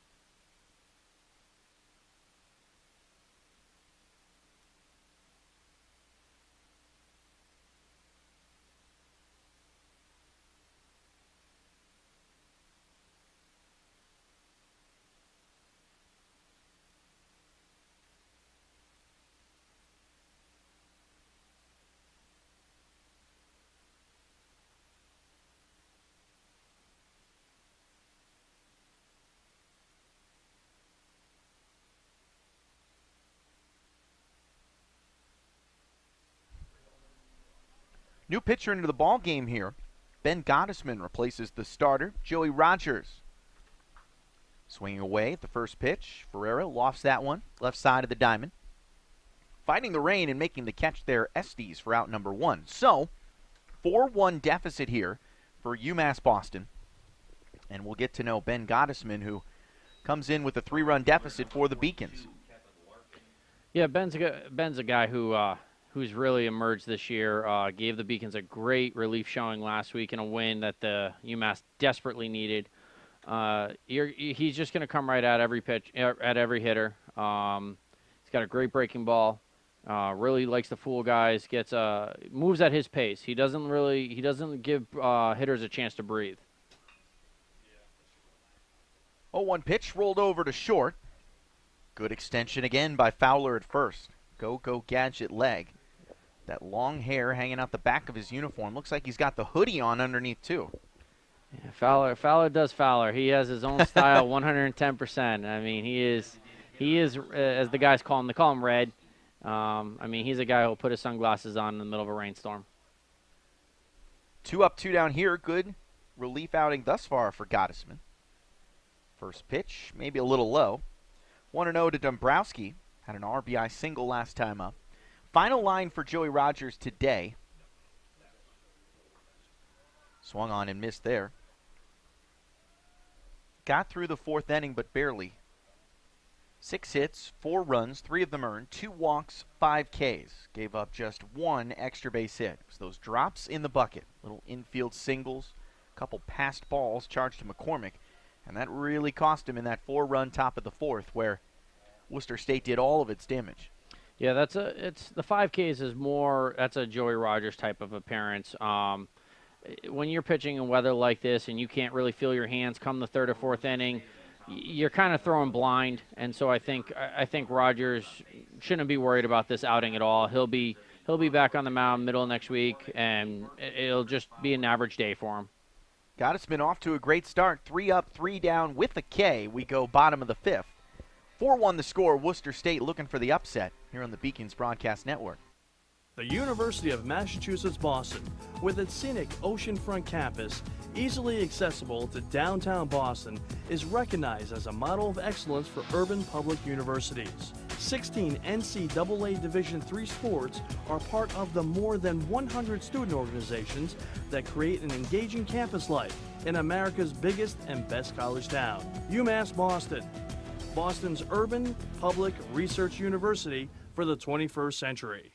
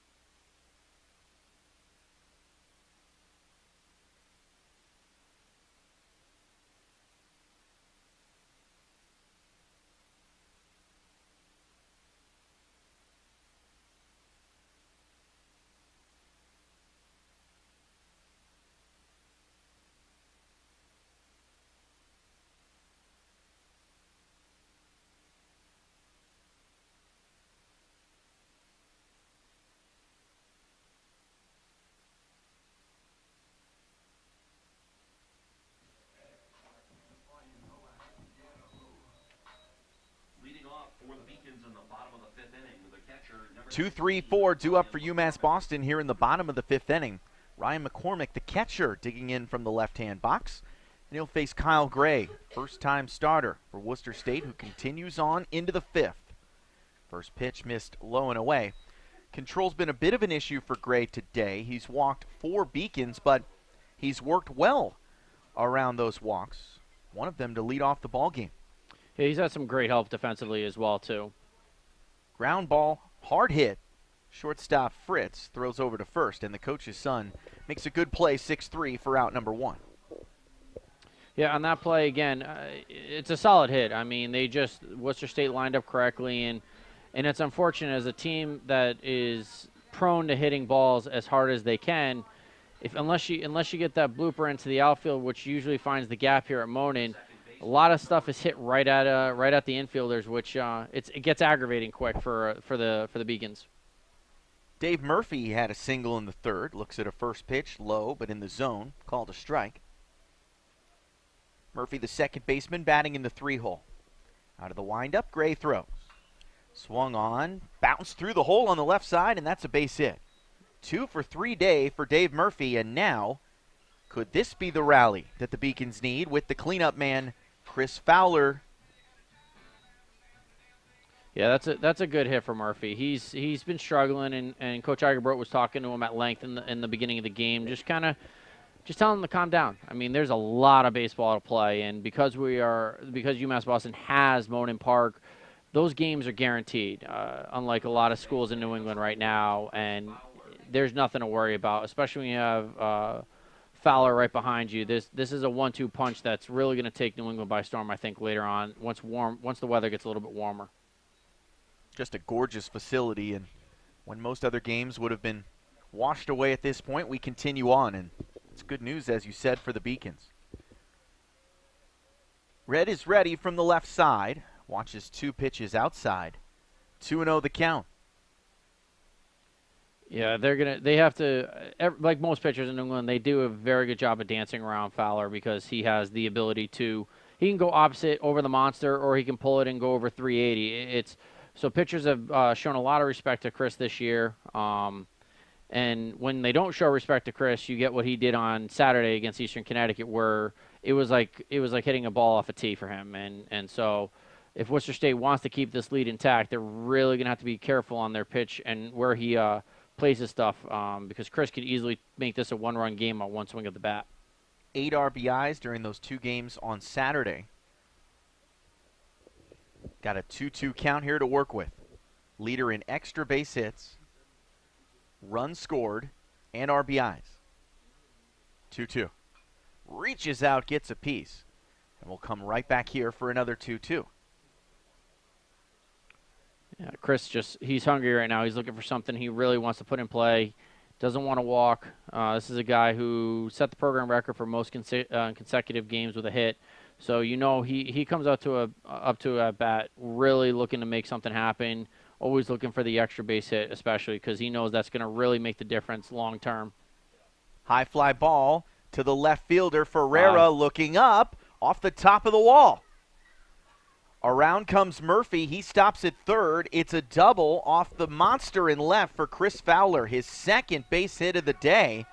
And the Beacons have something cooking, trailing by 3 here in the bottom of the 5th. Yeah, that's exactly what UMass needed at this point. 1 out in a game that's easily a game that they can come back in. Now with Nick Herzog coming up to the dish, he's got to be very selective on his pitches.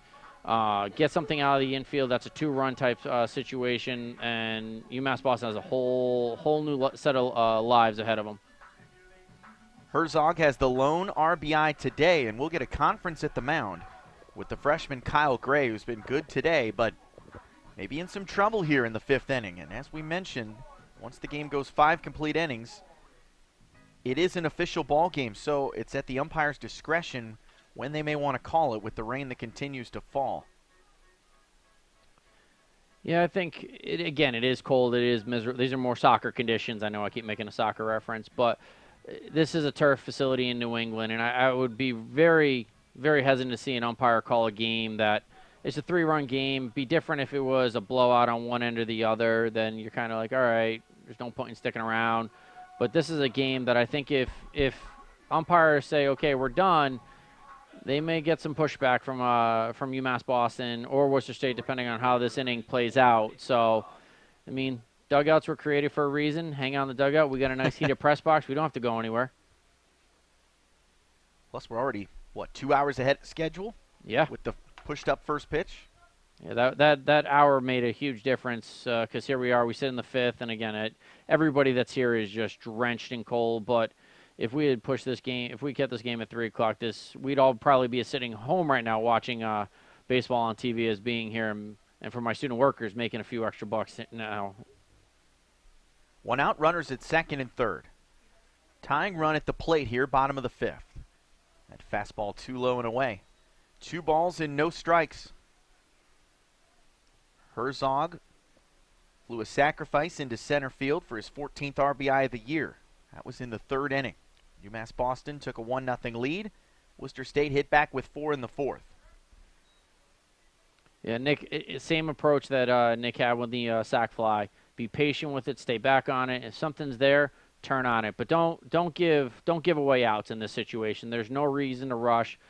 If you want to work the walk, bases loaded, that's great. If not, just again be selective. Don't try to do more than what you can with the baseball. Let the ball do the work for you.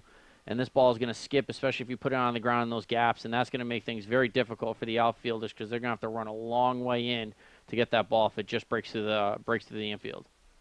First base open here with 1 out. Let's see where Gray goes. Right across the heart of the plate, and Herzog just a little bit underneath that one.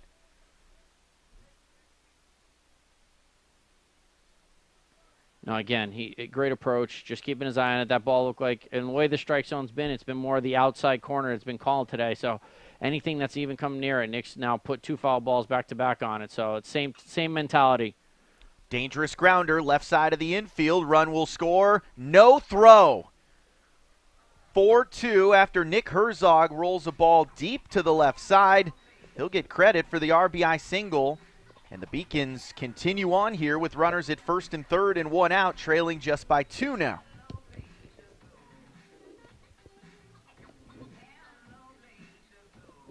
So a single by Murphy, a double by Fowler off the wall in left. And now just an infield base knock for Herzog, his 2nd RBI of the day. And it feels like a brand new ball game is underway as Kyle Gray, making his first collegiate start, trudges on. Still no relief coming. Yeah, Worcester State it looks like their bullpen has no intention of taking off a jacket and or playing catch. So right now, this is Gray's inning, and he's going to have to. This is a great test as a coach. Non-conference game against a nationally ranked opponent, top team in the region. Let's see what my pitching staff can do. I mean, and it's if he's resilient against a team like UMass Boston, come MASCAC tournament play. I mean, that's a guy who can make a difference in the long run when they need somebody to go a third inning, fourth inning, and carry the load through a conference tournament. There's that outside strike we were just talking about. 0-1 the count.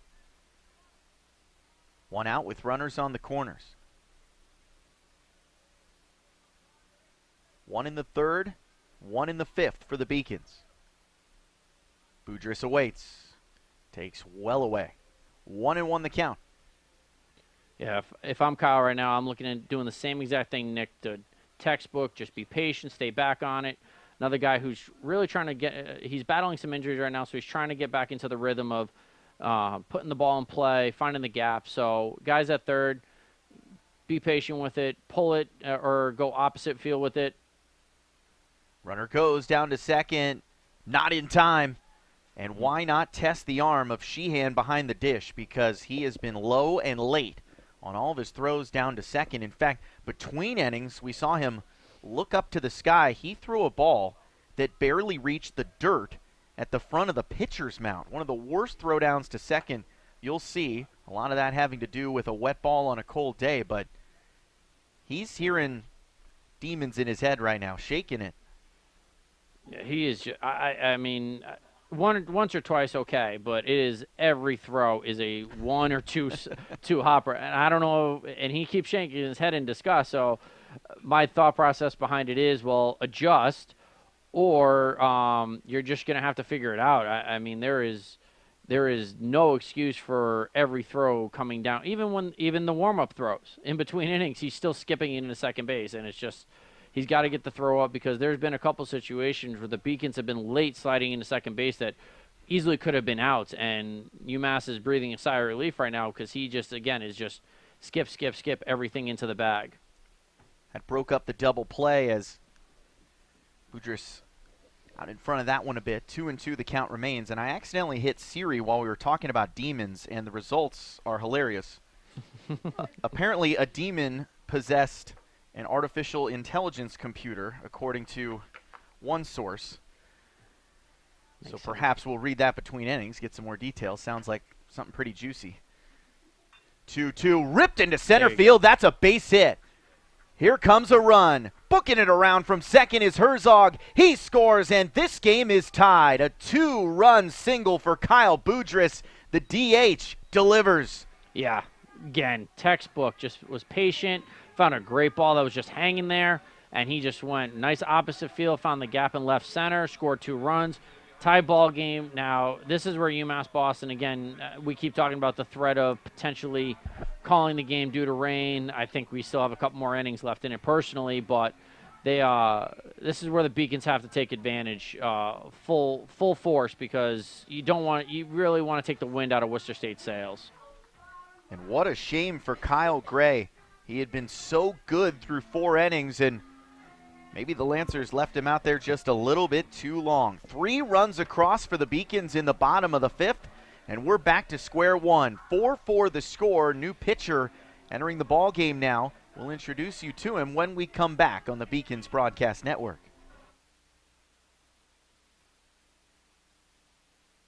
Division III allows you to give yourself to other things.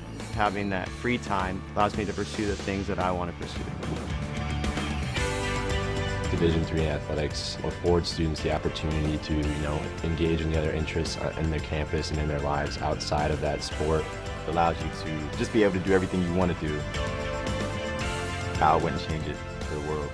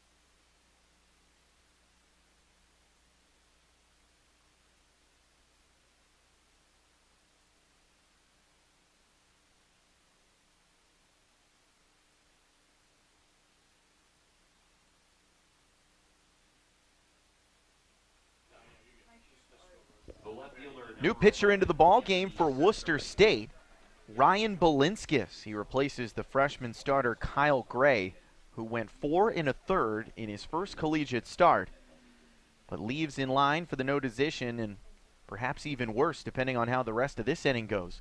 4-4 the score here in the bottom of the 5th. Yeah, a little bit about Balinskis, 8.31 ERA. He's made 4 appearances, and 2 of those have been for a loss in a whopping 4 1/3 innings. Yeah, this is relatively untested, and he gives up a looper into right center field for a base hit. This one's still rolling, nearly gets to the warning track. Boudrias goes first to third. It's a 1-out double for Cesare, and the line keeps on moving for UMass Boston. Yeah, this is what UMass Boston needs to get back into the habit of. Knock out a starting pitcher, you're smelling blood in the water, and then you just take out the bullpen pitcher by pitcher by pitcher. The 2016 team, this was what they did. And last year's hitting was so impressive that they eliminated starting pitching almost habitually. But in 2016, they would get the starters tired, get them up to the 100 pitch count, get those guys out 6th, 7th innings, come the bullpen, and Beacons baseball would just go to work from there.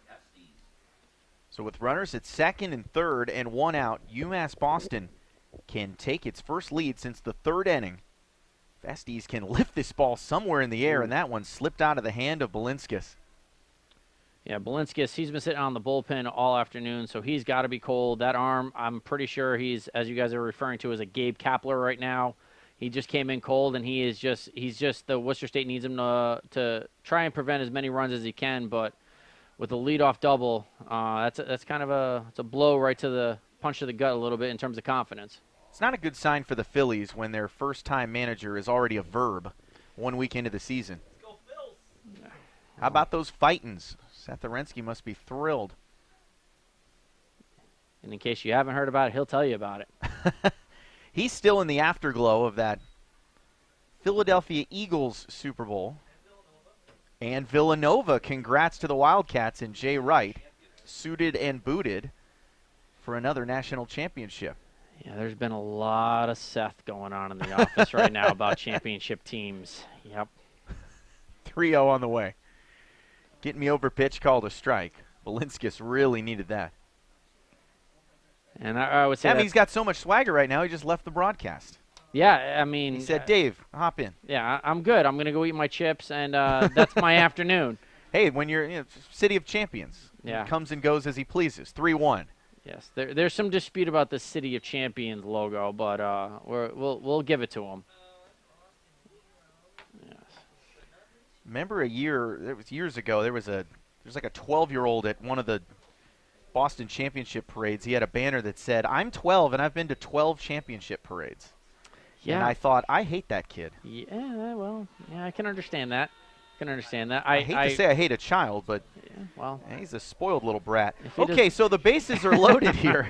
He deserves it. He deserves it. Life's going pretty good for him otherwise. He can take a hit. So Tyler Aruta's going to step in here as a pinch hitter with the bags juiced and 1 out. First pitch called a strike. Great spot here for Aruta to blow the doors off Worcester State. Yeah, when you got bases loaded like this and the momentum is clearly at their backs, it doesn't hurt to change it up. Sal had a couple tough at-bats today, and his last at-bat, again, he swung at the first pitch, and no need for it. So I agree with Coach Egerbrod in this. Bringing a new back, clear head. Aruta's been watching the game, kind of has an idea of a different approach from seeing it from a different angle, and hopefully he can do something with it now. The freshman from New Bedford takes low, 2-1. Single for Murphy, double to the wall and left by Fowler, RBI single by Herzog, 2-run single by Boudrias, double by Cesare, and a single by Estes. We've got the bases loaded with 1 out. Bouncing ball back to the pitcher. Let's see how he fields his position. Comes home for the force out. That's 1 over to first. Bounces off the bare throwing hand of Palatino. That'll score a run. In comes Cesare. Filling in behind him is Derek Estes at third. And Tyler Aruta finds himself at second with a 5-4 lead for UMass Boston.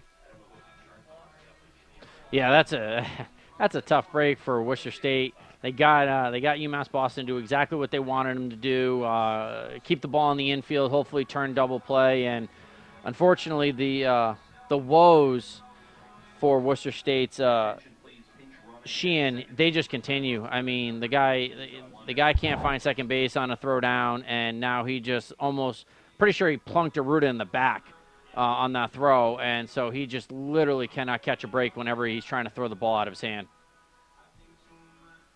So if I had to guess, looks like it's going to be a throwing error for Balinskis.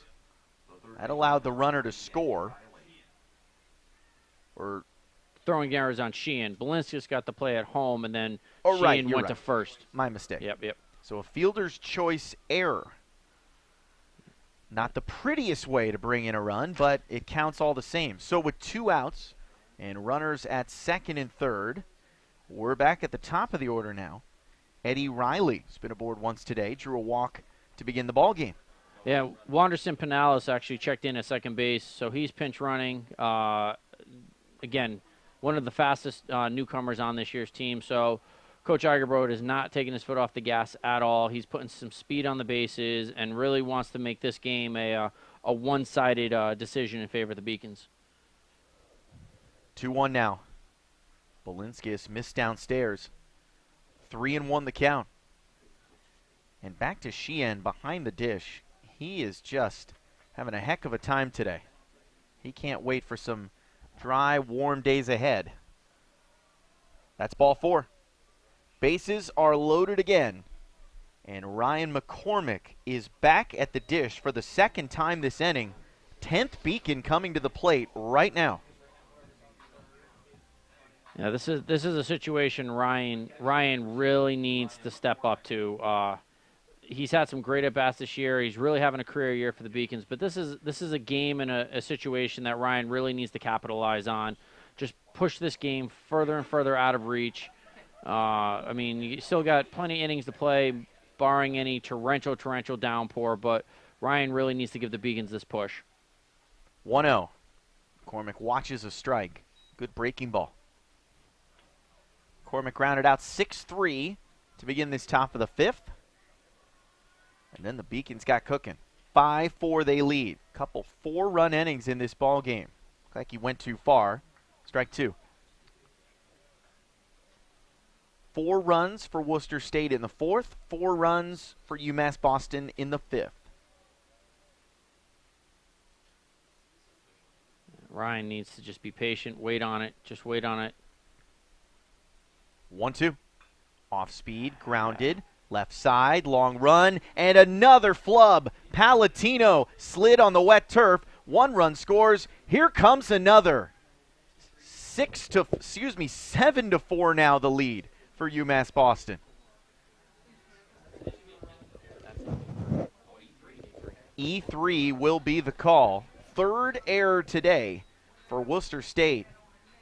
And things could not be going much worse for Ryan Balinskis, because now he's got to face the heart of the order with Dave Murphy. That is the issue when you, with the majority of these teams in New England playing on grass, and then you make the transition to turf. That ball just, again, very much like a soccer reference, it just skips on you. It skips, and then if you don't set yourself up correctly, your feet will go out from you like like you're walking on ice. And that's exactly what happened there. He didn't take a more rounded approach to the ball. He tried to go directly at it, and his feet went out from under him, and Beacons tack on 2 more runs with it. Big cut there by Murphy. 0-1 the count. Murphy 2 for 3 today. Singled in the 3rd, singled in the 5th. We're still in the 5th. 7 runs on 8 hits today for UMass Boston. The offense has come alive. 6 runs here in the frame. And Balinskis is just trying to limp across the finish line in this inning. Inside pitch, good changeup. 0-2 the count. That's been the opposite of what he's been calling most of the afternoon. He's been favoring that outside corner, so I can understand why maybe he's kind of looking at, let's keep the pace of this game going. But I definitely agree with Dave on the head tilt about the strike call on the inside corner. Boy, they better be careful with these throws over to first. Who knows what could happen. Rocketed a throw to Palatino. Healthy lead at first for McCormick. Over at third is Riley. Like a pitch out there. 1-2. Yeah, Ryan. I can appreciate Ryan's aggressiveness, but UMass Boston's had some issues this year in regards to being overly aggressive. In a game right now where Worcester State is wavering big time, don't give them an out. Don't give them an out. Let Worcester State either pitch to us and earn the out, or let the inning continue. But don't give them a little bit of boost going into this inning when this could be an inning that UMass Boston all but seals the win and really just kind of puts the final nail in the coffin. All twos on the board. Swinging a drive to the left fielder. Ferreira at the track. He looks up. It bounces over his head. 1 run scores. McCormick goes first to third. Sliding into second with a double is Dave Murphy. 8 for the score. It's a 7-run bottom of the 5th for the Beacons. Yeah, on that play, I mean, I wonder why Kenny Kalanda at second base didn't put the tag down on Murphy. I mean, Murphy was dead to rights. It was a great throw from left field, and he just kind of just stopped on his mid-swipe and just stood up and said, okay, you have the base. So it just the hit show continues for the Beacons right now, which is it's a really positive thing to see coming off of what happened this past weekend. 3 for 4 day for Murphy, and look who's back up there. Chris Fowler, the most dangerous hitter in the UMass Boston lineup. Been on base every time today. A walk, a single, a double, and a run score. 1-0. Too low. Balinskis really in trouble now. And it looks like Kyle Gray will be in line for the loss if this score holds. He takes credit for the... It's an awe from the back row. Somebody's very upset for the freshman. He put the runner aboard that scored against Balinskis. So after 4 1/3, the 4 were really good. It was that third that really started to get away from the first-time starter. Balinskis has only seen it get worse. 3-0. Yeah, I hate to see it happen to a pitcher who's coming in trying to build some confidence, and he's just had really 2 unfortunate situations that have not gone his way, that's gone UMass Boston's way. Now they're sitting with a 4-run lead in a situation that possibly they might be only down by 1 or 2 at most, but you had the error by the ball that bounced off the back of the runner's back at first when they were trying to turn a double play, and then you had the first baseman's cleats go out from under him. It's unfortunate. It's like quicksand. As much as you try to fight to get out of it, it just pulls you down that much quicker. Payoff. Too high, and the bases are loaded again. Fowler stayed patient. Got a pitch to hit on 3-1, rolled it over down the first base line, and looks like we may have another call to the bullpen upcoming because this was not good for Ryan Balinskis. No, and we talked about it when he came in that his numbers this season have been they've been tough numbers, and this outing is just not helping his cause right now, and trying to get him a little bit more time out of the bullpen or relief position and try to build some confidence. And he's doing what he can, but again, two situations that really weren't his fault, outside of his control. And so I think Worcester State is again trying to stop the bleeding as best they can. So in comes the next arm, and hopefully the Beacons can keep it going and really put this game even further out of reach. 7 runs on 7 hits with 2 errors given up by Worcester State here in the bottom of the 5th. 8 for the score. We'll meet the Lancers reliever when we come back. This is the Beacons Broadcast Network.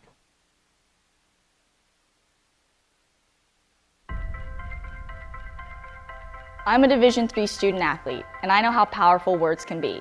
The term gay doesn't mean stupid, lame, or less than. So I pledge to speak up if I hear the term gay used in a derogatory way or any other homophobic terms. If you can play in Division III. I'm a Division III student athlete, and my teammates unconditionally accepted me as part of their family.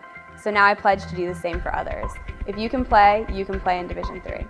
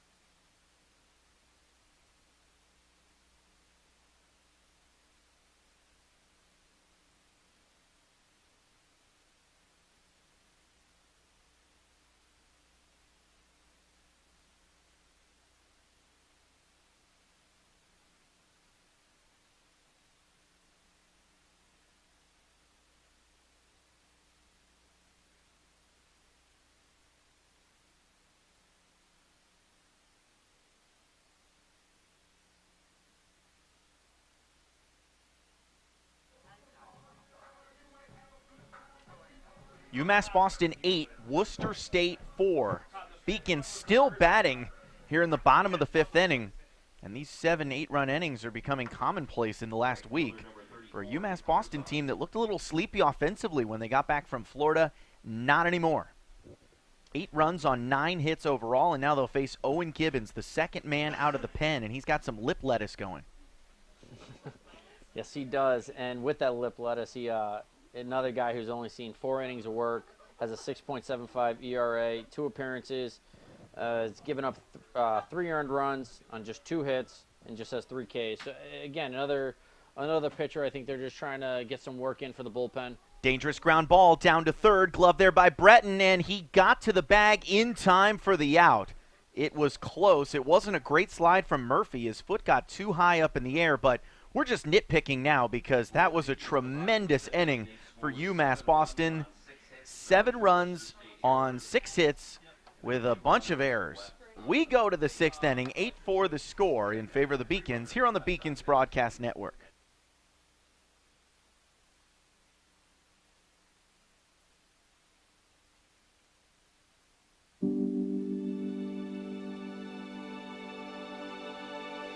What separates UMass Boston from other schools is the fact that a large percentage of students commute. For me, it takes 2 hours each day to go to and from school, but every second has been worth it because the students that come here are serious about learning, they value their education, and understand where it'll take them in the future. This is what UMass Boston means to me.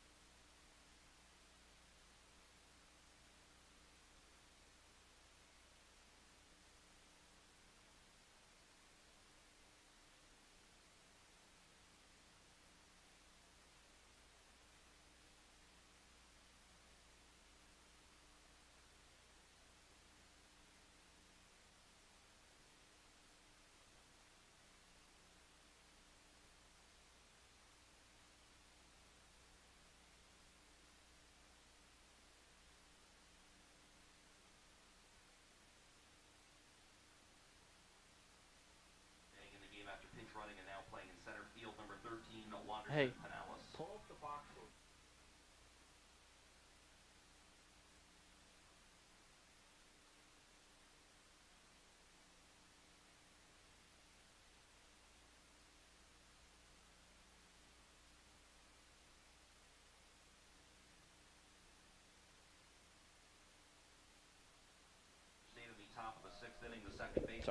Big lead for UMass Boston, 8-4 as the 6th inning begins. It was a marathon bottom of the 5th with 7 runs pushed across by the Beacons against a Worcester State team that had to go to the bullpen twice in that inning. Ryan Balinskis now in line for the loss. Kyle Gray, the starter, gave up 4 runs, and then the wheels really fell off behind him. Balinskis overwhelmed from the moment he took the mound. And now we wonder, Dave, about Ben Gottesman. He was sitting in the dugout for such a long time after setting down the Lancers 1-2-3 in the top half of the 5th, which had to be at least 40 minutes ago. Yeah, this is the curse of being a pitcher. You want your team to rally and give you a nice run lead, but every second, every minute you're in there, your arm starts getting colder and colder and colder, and regardless of how many jackets and all the heating pads in the world, the muscles are just going to tighten up on you. So Ben, but again, now that he has a 4-run lead, Ben doesn't need to come in, overpower anything. let your defense help you out a little bit, and just start working the strike zone like he was doing before. Ben is a consistent pitcher. I don't think he's going to have to really press that hard early on in this inning. And there's an example leadoff walk issued. That puts Keenan Kalanda aboard. Second time he's reached base today. And Jimmy Sheehan, the catcher, will bat after helping manage that pitching staff through that brutal bottom of the 5th inning. He, too, has been facing some demons here today. A couple tough throws, charged with an error and a few pass balls. So now with nobody out and a runner on first, he'll go to work from the right-hand box. Swings away at the first pitch and rolls a single into left field.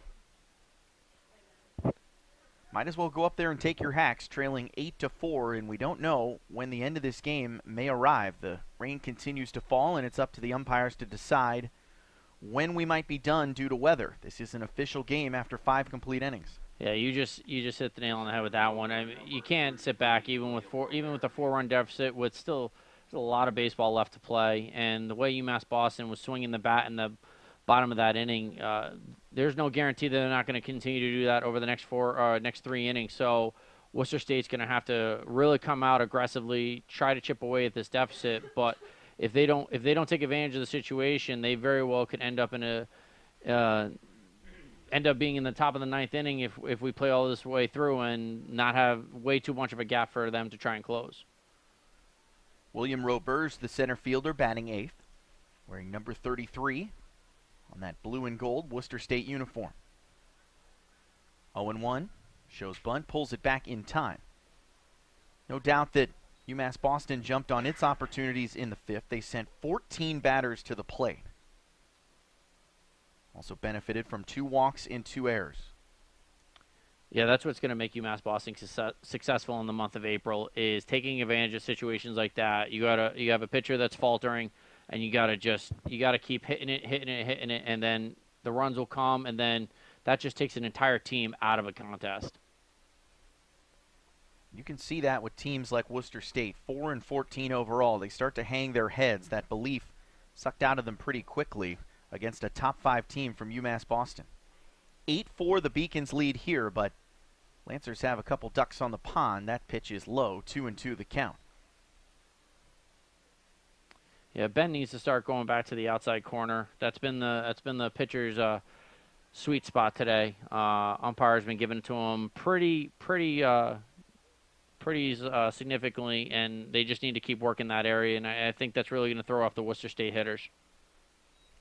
Tried to see if Roberge would offer at that one. 3-2 the count. Kalanda at second after his leadoff walk. Sheehan had the single. Roberge watches ball 4, and the bases are loaded with nobody out, so here we go.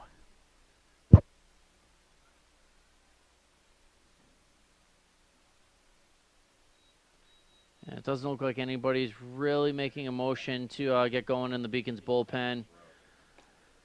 I think, again, Ben just needs to trust in his defense right now. Needs to put the ball in play, like you said. He came in, got 3 quick outs, and that was it. I mean, that's the approach Ben needs to have. Pitch to contact that he knows his defense is going to be able to turn double play. UMass Boston knows how to play on wet turf. They know how to read the ball. And just trust in what they can do for you. Don't try to do too much, especially in a situation like this, 8-4 game, top 6, and it's just cold and miserable out. Just don't try to do more than what you can do right now. Patrick Groh will pinch hit now for the 9-hitter Evan Fritz. Fouls the first pitch back at the top of our booth there. Worcester native playing for his hometown team. Yeah, he just took again, like what you said 2 hitters ago, he took an aggressive approach, first pitch swinging. He's really looking to make contact.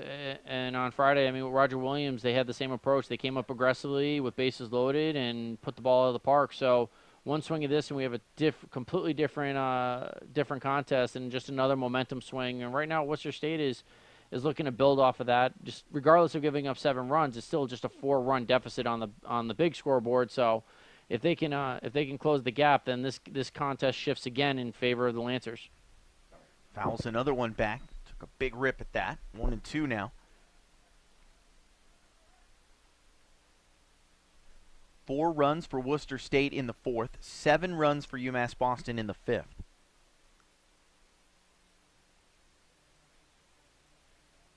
Kalanda at third, Sheehan at second, Roberge at first. Big swing and a miss.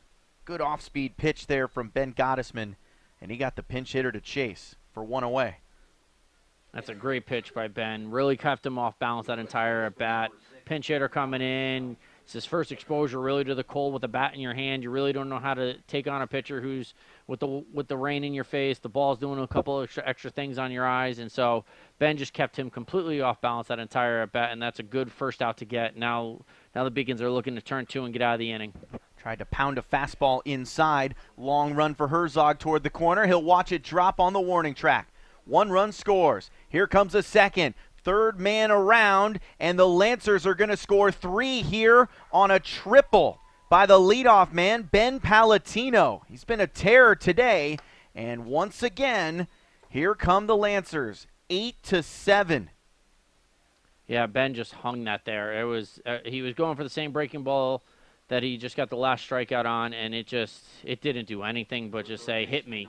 And that's what he did. He went opposite field, and that was close to being out of the park too, which would have made things even more interesting. So now they got a runner on third base and only 1 out on the board. This could quickly turn into a quick draw type competition. Bunt laid down, squeeze play executed perfectly. We've got a tie game, 8-8. RBI goes to Jake Breton. They get the out at first, 2 gone, nobody on base, but simple as that for Worcester State. Who knew they had that kind of pop coming right back? Yeah, this type of inning is what made Worcester State get back to the NCAA tournament. Just putting it all out there. You don't score runs by not trying innovative things that are going to keep teams on their toes. And right there, I think they caught UMass Boston sleeping a little bit. First pitch, suicide squeeze, and it was very successful. Defense really didn't move. There wasn't a lot of talking about what was potentially going to happen, and they took advantage of it. Now they're tied up. 4 runs just quickly as that. Ran the bases really well here in this inning. Saw Roberge score all the way from first on that 3-run triple. He nearly passed Jimmy Sheehan coming down the third base line. And you wonder again if Ben Gottesman just got too cold sitting for that long on a miserable day like this, watching his team swing away. So we're right back to square one. 4 runs here in the 6th, and we're tied 8-8. That was a call a couple of times for strike in the last inning.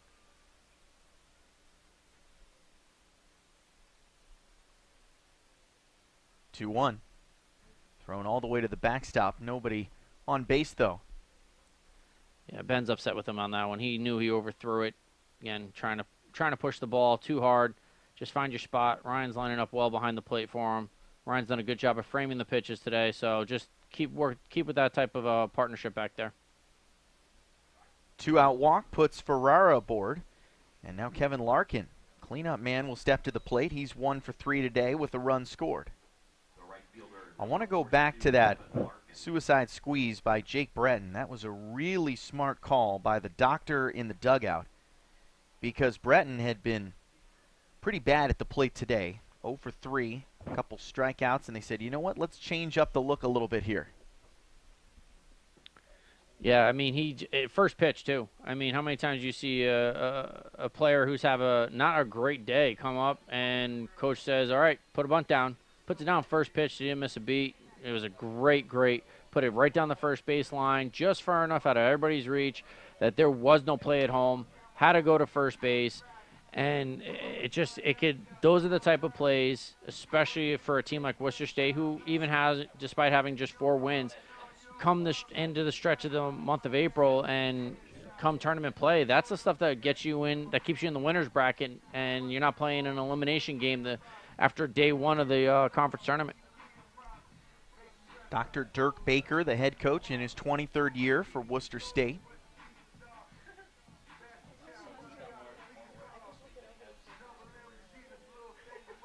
Took over this program in 1995, the winningest coach in program history, as Seth was talking about earlier. He's closing in on 500 career wins for the Lancers. We're going to get a change here, a new reliever coming into the ball game for the Beacons. So poor Ben Gottesman again, maybe a bit of bad luck there. 8-8 the score after giving up 4 runs here in the top half of the 6th inning. And the new pitcher taking the mound, Alex Carasoto. Your attention, please. Now pitching for the UMass Boston Beacons, number 21, Alex Carasoto. Yeah, Alex is another guy out of the pen, senior pitcher. He had a great outing on Saturday against Eastern Connecticut. Really just put the final nail in the coffin for the Warriors. And now Alex, somebody just said this is the most work Alex has seen probably in the last 2 years, and they're probably not wrong. So Alex, I guess, right in the fumes from Saturday, pitched well then. Let's see if I can keep it going and just get that final out for my team, and then let the bats do all the talking in the next half of the inning. It's been such a back-and-forth battle. There's no doubt that there could be plenty more runs to come here on this wet diamond at Monin Park. I'm Kevin Gale, sitting alongside Dave Wahlberg. We thank you for tuning in to the Beacons Broadcast Network. It's been a marathon thus far, 2 hours and 16 minutes, and we're in the top of the 6th inning. That's what a lot of offense will do for you. Yeah, this game is I don't think we expected marathon innings. We probably expected, it's raining, it's cold. I mean, it was ice. It was raining ice at one point, actually. And I think we were all expecting maybe 1-2 runs, and that was gonna be it for the day. And to have as many runs as we're having in just one inning alone is really kind of it stretched this game out. When I'm pretty sure all the players and coaches are like, we wanted to be home in the next half hour, 45 minutes, and pace we're going right now, it may be another two hours, and just standard, just another day at Monin Park. So now with a runner on first and 2 outs, Kevin Larkin, the cleanup hitter and right fielder, takes his spot in the right-hand box. Carasoto, the righty, with his back to the runner at first. Works out of the stretch. First pitch, sent foul down the first base line. Carasoto's thrown just 5 1/3 this year, but 11 Ks already. That leads to some of that relief effectiveness you were talking about. Yeah, he's a guy who you really don't know what you're going to get sometimes with Alex, but when he has stepped on the mound this season with the Beacons, he's really shown a senior leadership command, very aggressive. That pitch shows no fear, went right after the hitter. And I think if he's gonna continue to see more and more innings, he's gonna have to continue with that approach. Carasoto from Pittsfield, Massachusetts. Stands 5'11", 200 pounds. Runner on first, Mike Ferreira. After the walk issued by Gottesman, he gave up 4 runs here in the 6th. That one way upstairs, a little chin music for Larkin. 1 for 3 in the ball game, singled in the 4th. Scored on an RBI single from Keenan Kalanda. That made it a 4-1 lead for Worcester State, and a lot has happened since then. McCormick sets the target away, but a throw over to first instead. Yeah, I can understand Alex trying to go after, get the runner at first, maybe get him on a pickoff, but 2 outs. Worcester State just put up 4 runs. You don't want to keep this inning going longer than it needs to. You really want to get this out, keep the momentum offensively going for the Beacons, and the longer you progressively play this cat and mouse game with the runner at first base, maybe you have a chance of getting him, maybe not, but you definitely have a chance of getting the batter, and that's something the Beacons need to get. They need to get back into the dugout, put the helmets on, get the bats in the hands, and push some runs back up on the scoreboard right now. 2-1 pitch is smoked down the third base line, foul up against the barrier.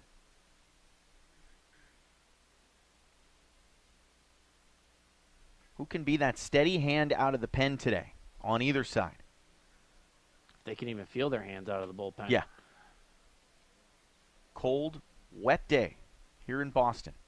2-2 pitch, runner goes, no throw down to second. So a stolen base there for Mike Ferreira. And it looked like that ball may have been slipping around in McCormick's hand. Smart to just gobble it up and not try to throw it away with a late desperate throw. Yeah, that could completely change the outcome of this this inning if Ryan just does a hustle throw down. His throws haven't been on point this afternoon, and so that was a smart move on his part, just to just like you said, hold on to it, and then hopefully Alex now will go right after the batter, ignore the guy on second base, just go right after the hitter, get the out, and let's move on. Larkin waited as long as he could to see what that pitch would do. Pressed it foul toward the right side, and of a 3-2 count here with 2 outs and a runner in scoring position. Payoff. Larkin times up the off speed but sends it sky high first base side. On comes Fowler, makes the catch, and the top of the 6th finally comes to an end. 4 runs for Worcester State. 8 runs on 8 hits with 3 errors for Worcester State. 8 runs on 9 hits with no errors for UMass Boston. We're right back where we started. Bottom of the 6th inning. Tie game here on the Beacons Broadcast Network. UMass Boston was my first choice because when I came to the campus, I saw that there was a lot of diversity. There's a lot of people. Here there's a lot of international students, so it's really cool to meet people from different countries, different parts of the world. I'm Julia Murphy. I'm from Canton, Massachusetts. I'm Olivia Murphy. I'm from Canton, Massachusetts. We're sisters. We're sisters. I play volleyball and she plays basketball. Here they have a freshman success community. So each major has their own community that you can join as a freshman, and you take classes with them, you do study groups with them. So it was really helpful getting to know people in your major right away. So in health exercise sciences, we have an internship at the end, where it's so much better to have like an advisor helping you out, like telling you which classes to choose.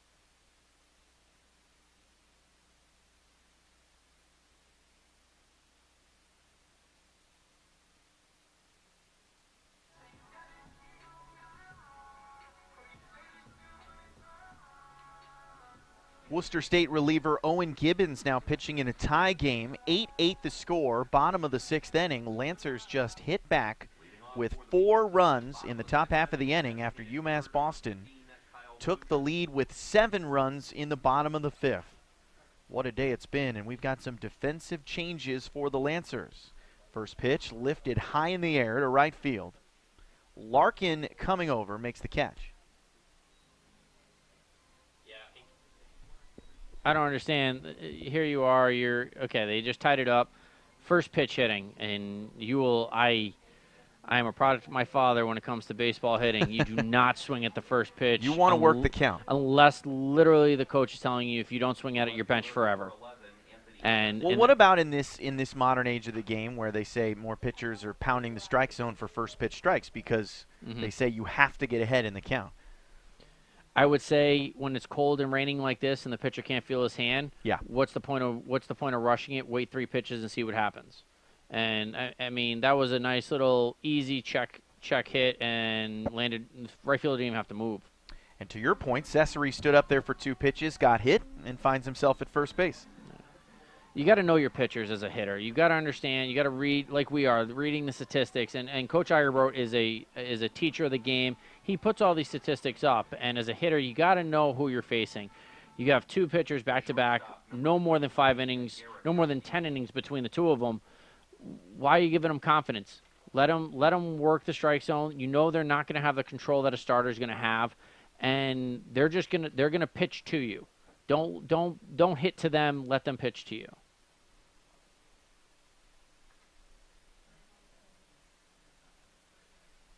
3 consecutive balls here by Owen Gibbons, third pitcher into the game for the Lancers. Ripped foul by Derek Estes, the shortstop, batting 8th in the order.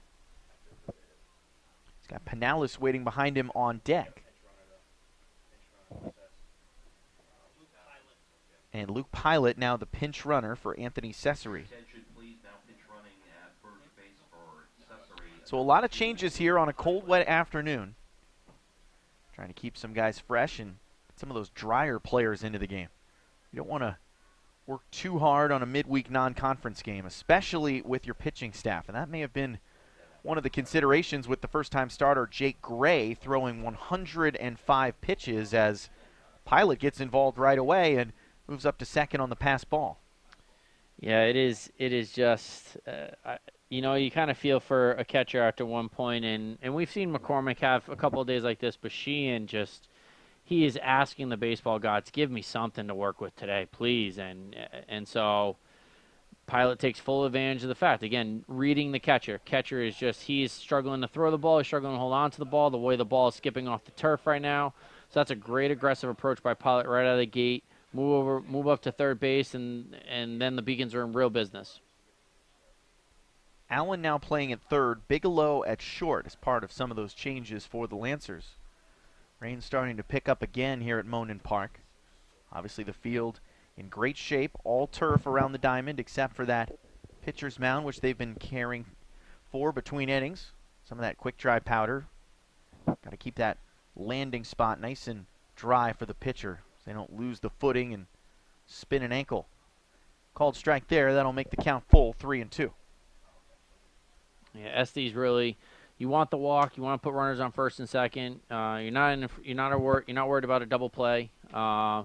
So be protective on this situation. Go opposite field. Move the runner over to third, or if you find the gap that scores a run, then next thing you know, UMass Boston's up 9-8, and that's how that 7-run inning started. Just took one smart timed hit, and then the floodgates opened. Pilot at second with 1 out. Payoff. Swung on and missed. Blew it past Estes. First strikeout for Gibbons. Now we'll go to the bottom of the order with Wanderson Pinellas. Seen for Shino, Aruda, and Pinellas now. Yeah, Wanderson's a guy. He started the year off starting right fielder. His at-bats were less than what Coach Eigerbrodt desired. And so now he's working his way back in. Great wheels on the bases, but it's really what he's got to do with the bat right now in a situation where you're tied. Rain continues to pour down, and like you said, they're at any moment's notice, these umpires can be like, all right, to your respective dugouts, and we'll see how it goes in 30 minutes. Wanderson really needs to take advantage of what's out there for the Beacons, and that's driving a run right now, so it at least gives UMass Boston the lead if they are called on a rain stoppage, or even if the game gets called in general. Pinellas, a transfer from Western Oklahoma State College. From Bonny in the Dominican Republic. They don't get a lot of icy days like this down on the island of baseball. That pitch just missed. 2-1 the count. I have to imagine if you played baseball in Oklahoma, you're probably used to all sorts of different types of cold. And I'm pretty sure Oklahoma gets a few inches of snow here and there. 2-1 is too high. 3 balls and 1 strike. So Pinellas staying patient. Nods over toward the UMass Boston dugout on the first base side. Bonny specifically has produced a lot of professional talent in Major League Baseball. Some great pitching coming out of that city in the Dominican Republic. Quick peek over to second. Pilot with a big lead. 3-1. Swung on, fouled off the foot of Pinellas. He shakes it off.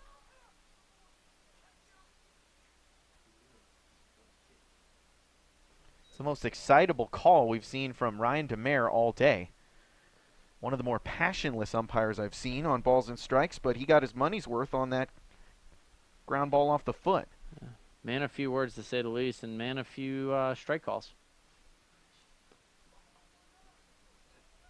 Guess you weren't watching the third and fourth when it stretched into the other batter's box. See what the zone looks like here with 2 outs and a runner on second. 3-2. Swung on, ripped, foul, and that's going toward the lacrosse game next door. Look out on the bench. Heads up. That's a ground ball for somebody. That could potentially be a ground ball, cause turnover over there. Always thinking as a statter. I like that. Yeah, you got to. Got to. That is a tough game to stat. All the turnovers and the ground balls you got to record. It used to be very fun and simple, almost to the point where very much like soccer where you had 3 or 4 commands. Now it's just over-statified, I like to say. Ooh, good verb. So a 2-out walk by Pinellas. Nice at bat there. Fills in behind Pilot at second. And with 2 on and 2 gone, we'll go back to the top with Eddie Riley, who also has been patient today. He's walked twice. Yeah, Gibbons really thought he had that strikeout right there and started walking to the dugout, which some umpires take a real exception to. Hopefully we don't get that situation with how today has been unfolding with the weather and stuff like that. But that's something that we've seen some umpires call out that pitcher, say, don't do that again, or you may not get another inning of pitching. That's for sure. And so and that's the respect. It's a respect thing, I think, more than anything between pitcher, catcher, umpire. So just going forward, again, it's a growing thing, maturity thing in college. The third baseman, number 3, Eddie Riley. Gibbons trying to wiggle out of this jam. His first pitch to Riley. Too low. Riley's made some sparkling defensive plays over at third today. Good throws across the diamond. And even better reaches by his first baseman Fowler. Such a deadly combination to have on the corners. 8-8 the score, bottom of the 6th. That one dips low and away. 2 balls and no strikes. So perhaps a 2-out rally developing here for UMass Boston. UMass Boston is known to do some serious damage with 2 outs on the scoreboard. Seth and I always talk about it. We really don't know what they're thinking for the first out or when there's no outs, but when there's 2 outs, it's like a switch is flipped, and they just continue to just pound the pitches all over the diamond. So yeah, like you said, this could be another catalyst right here. And I just realized, because UMass Boston sent 14 players to the plate in the 5th, that jumped over to the 6th inning on my scorecard, and now I'm scoring in the 7th. So my day is ruined. Oh, boy. Oh, boy. I'll tell the umpires game over. The struggle is real. Yep. Shut the lights off. I can do that, too, by the way. I'll shut the lights off for you. Get me over pitch, called a strike. So do some bookkeeping here between innings. See if UMass Boston can keep the line moving here. Trying to get back in front. 4 runs for Worcester State in the 4th, 7 for UMass Boston in the 5th, 4 more for Worcester State here in the 6th. Penn's running out of ink. 3-1.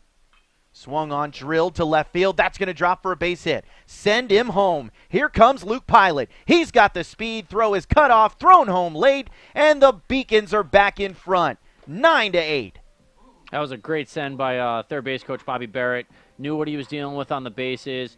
I think Pilot was told, when you win in this game, you are scoring no matter what. So if you get an opportunity, don't even slow up. Just keep going full speed, and that's great textbook hit. Again, patient. Then you move Wanderson over to second. So you're literally talking, you're trading spots with 2 of the fastest guys on the team right now. And this is, again, like you said, 2-out rally type scenario where the Beacons could put up hopefully gain some more breathing room and not lose in the next half of the top of the 7th. Great at bat by Riley. Pushed the count deep, came through with his first RBI of the day. 1-0 the count to Ryan McCormick, the catcher, who scored twice today. Been aboard twice via the error, but that's a good way to do it on a wet, chilly day where the infielders are struggling. The 1-0 swung on, fouled back. Looked like it was off the gear of the catcher, Sheehan, so his rough day gets rougher. Yeah, he's feeling that one. You can see it. All this guy probably wants is a blanket and a hot coffee right now. Just doing anything he can to hide. I mean, there's a closet in there. That's probably the warmest place in this entire dugout, entire field, other than this press box right now. McCormick takes low. A couple catchers up there together.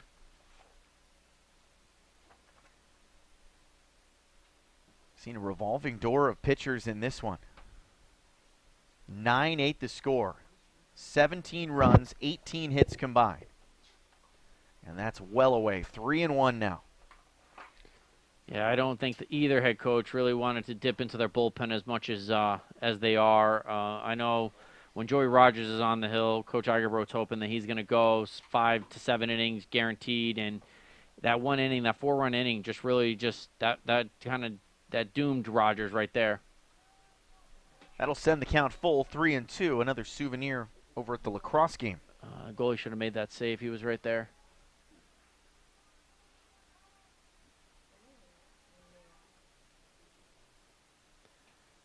And Ryan's got a good approach right now. Again, we've been preaching patient all night. He didn't swing at the first pitch. He's been really selective at where he is swinging. He's looking for the opposite field right now, which I think is a great idea. So, and then works the walk. He'll take it. Bases are loaded. How many times have we said that today for UMass Boston? I think we had 3 in the 7-run inning, didn't we? Think so. So here comes Dave Murphy. 3 for his last 3. Single, RBI double. Yeah, Dave is due. I think Dave is due for one of those long balls. He in his first year with UMass Boston, that was in a situation like this, it was almost a guarantee scenario. Oh. And he'll take the RBI hit by pitch. Well now, 10-8, and the 2-out rally continues. You don't want to be losing control of a baseball with Chris Fowler stepping up to the plate right now, and it seems like this ball is starting to slip away. I know they keep giving him new ones and try to keep them dry, but it's, again, we're in another marathon inning, and the longer you go, the colder your hand gets, and you really can't feel it, especially when the ball starts getting wet. And no matter how many times you try to dry it, at this point in the game, every ball is soaked. And I would say he has a chance to land the knockout punch, but the way this game has gone, 4 runs in an inning, just don't add up to much. Really doesn't. It's literally an entirely new game once you get to the top half of the next inning.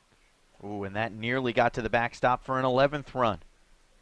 There isn't much room behind home plate here, but passed ball, I've already seen create some runs today. Ball skip too. Once it hits that pad, it's going to skip off the turf again. But the problem is, if it skips and it goes in the right direction for the pitcher, then you're kind of standing there saying, all right, did I just kill a 2-out rally on a situation that might have been avoidable because Chris Fowler is up and he might try and find a gap or put one over the wall. Fowler's been on base every time today. You're getting a good idea of why he's such a great player. They pitch around him, and he sees the strike zone so well. There's another ball to the backstop, and that's going to score a run without a throw.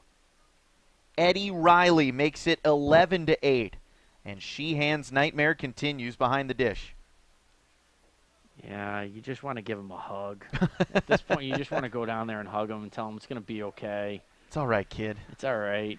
Get another shot at these guys 2 days from now back home. Hopefully the weather will be a little better. Yeah, and Anthony Searles, who's one of our best student workers, was a 4-year catcher for the Beacons. And there are some days you just scratch your head and you just feel for a guy that just, he's down there squatting for an entire game. He can't feel his knees, ankles, feet, and to have a day like this where the ball's just not just landing in your mitt, you just want to cry. Guess what? Fowler just got aboard again. His 3rd walk today. The one time he really got a pitch to hit in a good count, he took it the opposite way to the wall in left field for a double. So he's been such a treat to watch. The first baseman seeing the ball like a beach ball right now.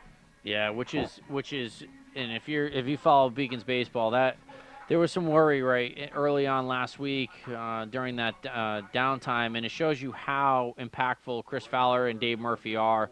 If those two aren't swinging a good bat, Beacons runs are hard to come by, and when they are swinging a good bat and they're playing aggressive baseball, the runs just the runs just show up, and the rest of the team feeds off of that.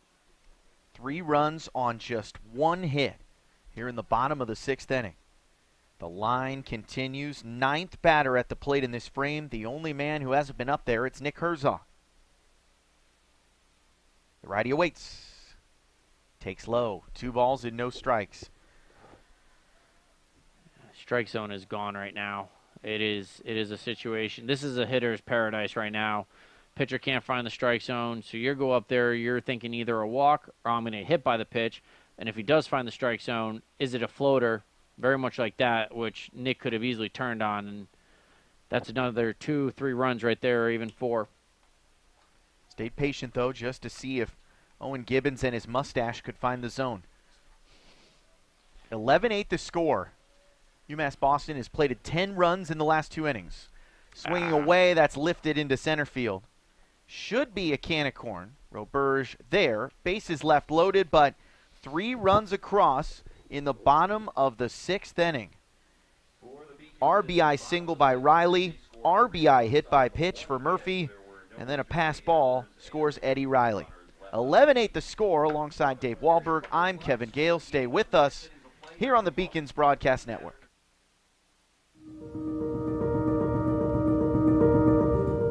People at UMass Boston, they're here because they know they can have an impact, not just on research, but on people, on their students. This is just a starting point. It only has potential to grow, and it has a big potential to grow up. You're really having a direct impact on people's lives, and you can see that now, and you can see that years from now. So I think it's becoming like the place that people want to go. What UMass Boston is able to offer to its young people certainly stands out to that mission that was set right out in the beginning. It's something UMass Boston should be and can be very proud about.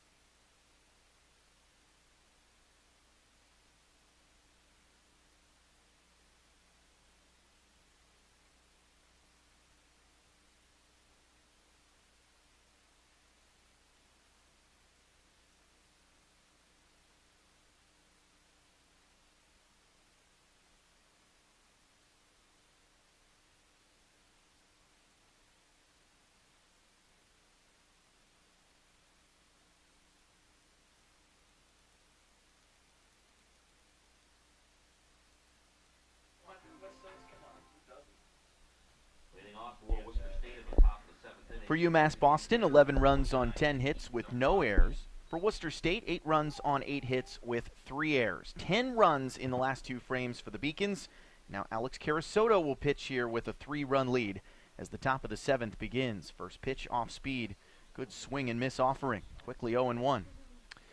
Yeah, we just talked about it. The 7th inning, you might as well be tied 0-0 again. I mean, it's just one of those games where it just seems with this Mother Nature just being Mother Nature right now, it's a pitcher's nightmare. So high fly ball to left field. Pilot out there in left tested right into the ball game and made the catch after he adjusted his cap. And I don't know how long you've been doing this, but every time I see a new player go into the field for the first time, ball finds him. Yep, especially on their home field, and of course it is just the most miserable possible conditions that player could ever be put in. He's calling a game in the South Atlantic League of Minor League Baseball this summer, and Tim Tebow made his debut against the Hagerstown Suns, and sure enough, first pitch in play, hit to him in left field. He literally fell down and threw his glove out and caught it as he was going down to the turf, and the crowd went wild. Yep. Doesn't matter, it's Tim Tebow. Somebody asked if it was legal, and, he just Tebowed it, and the ball just directed it. The forces that are just directed it right into the glove. It's an unbelievable media circus around his appearance everywhere he went in the South Atlantic League last year with the Columbia Fireflies, the Mets affiliate. Pitch was outside. 2-1 the count here to Keith Dombrowski. When he came to Hagerstown, we actually had to add extra security because, and this is no joke, we had women following him around trying to give him sealed marriage requests. they would hand him a letter and say, I believe I'm meant to be with you. Will you please accept my marriage request? We had 3 of those. Ground ball down to third. Long throw across the diamond on time, on the mark. Riley to Fowler, 5-3, 2 up, 2 down. Yeah, Tim Tebow, that was an era of football that I don't think a lot of people are going to forget. And, I mean, when you look at it, phenomenal athlete. Absolutely phenomenal athlete. No question. I think he got the short end of the stick when it came to the pros because there was some misconception that the kid couldn't throw a football. Pretty sure he led Florida to a national championship, put Urban Meyer on the map when it came to Division I football, and yet this kid was being told he couldn't. And then when he's in the pros, what does he do? Leads Denver to the playoffs, wins a game in the playoffs, and is forgotten about 15 minutes later. Said he's such a physical specimen. Watching him take batting practice, pretty impressive because he was loose and swung easy. And then when the game starts, he really just gets a little mechanical, and I think any baseball player can appreciate that. You start getting in your own head, thinking about too many bits of information, and the fact he took 10 years off, trying to get into the pro ranks. You try to take 10 years off in anything and get back, it's going to be a really tough go, but we'll be seeing him here on the Eastern Seaboard this year. He's up in Double-A to start the year with the Binghamton Rumble Ponies. Rumble Ponies. Weren't they the Rattlers at one point? They were the Binghamton Mets, and they changed to the Rumble Ponies because Binghamton is where they invented the merry-go-round. Oh, all right. Apparently someone calls it a Rumble Pony. Okay. 2 outs, nobody on here. 3-1 the count. 11-8 lead for UMass Boston, top of the 7th. That's Soto, good swing. But nothing coming there. Yeah, Alex has got a great approach right now. He got in the hole early, but he's staying at one pace. He's working at his speed. He's not letting anybody dictate that. Golf to left field. Pilots there again. Lost the hat. Had some trouble with the fashion in that inning, but made a couple good plays in the outfield. So 3 up, 3 down. Still a 3-run lead for UMass Boston as we're ready to stretch here middle of the 7th. We'll be back on the Beacons Broadcast Network.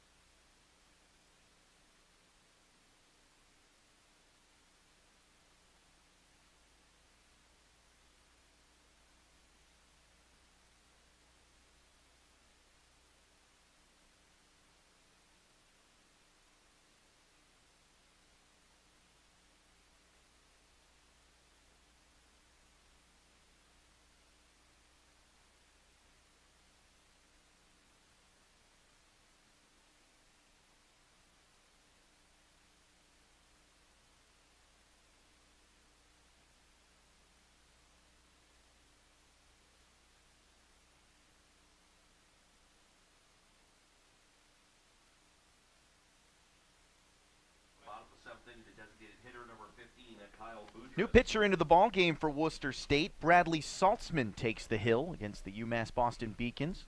11-8 the lead for the home team. Bottom of the 7th inning we go here at Monin Park. Rain continues to fall. It's been a hit parade. 19 combined runs, 18 combined hits. Pitch grounded sharply down to first. Up with it, Palatino, and goes to the bag unassisted for out number 1. Yeah, Saltzman's a guy who I really don't think the coaches wanted to get to. He picked up the win on Saturday against Westfield State, went 2 innings. Really solid outing from him, and I really don't think this is a guy they wanted to put in, but with this game only being 3 runs and 3 innings left to go, they need to stop UMass Boston's bats right now. They do, then they may have a shot depending on how the Beacons bullpen plays out, but again, this is a situation that could also blow up in their faces with another 2-out rally or an early rally with 1 out. Boudrias dispatched. Luke Pilot up there now. The lefty looking at a 1-1 count. Final line today for Owen Gibbons. Ending in a third. 3 runs, 2 of them earned on 1 hit. Walked 3, struck out 1. Faced 10 batters and gave up 3 runs in the bottom of the 6th. That's how the Beacons regained the lead. Back and forth game throughout. Thought it might go official after 5, but obviously the all-turf infield holding up in the weather. Shortstop settling underneath it. That's Bigelow, who subbed in an inning ago and makes the grab for out number 2. 2 up and 2 down for Bradley Saltzman, who's got the non-traditional spelling. Bradley is Bradleigh. He's another one. Worcester State, they definitely have some innovative spellings of names, that's for sure. I heard you and Seth talking about it earlier, just how I think the assistant coach. How about this? Isaac with an extra I. Yeah. ISSIAC. That's Isaac Christensen, freshman right-handed pitcher. They've also got Craig Fritz, the assistant coach, Kregg. Yeah. I've never seen Craig like that. No, that's a first. That's definitely a first. Maybe an Isaac with the extra I every once in a while, but yeah, Craig spelled that way. That's a different spelling for sure. Also got a Chad with 2 D's. I've seen that before. I actually went to college with a kid named Chad with 2 D's.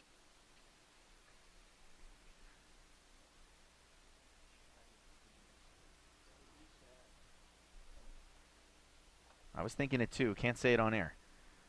1-0 the count coming. It's called a strike.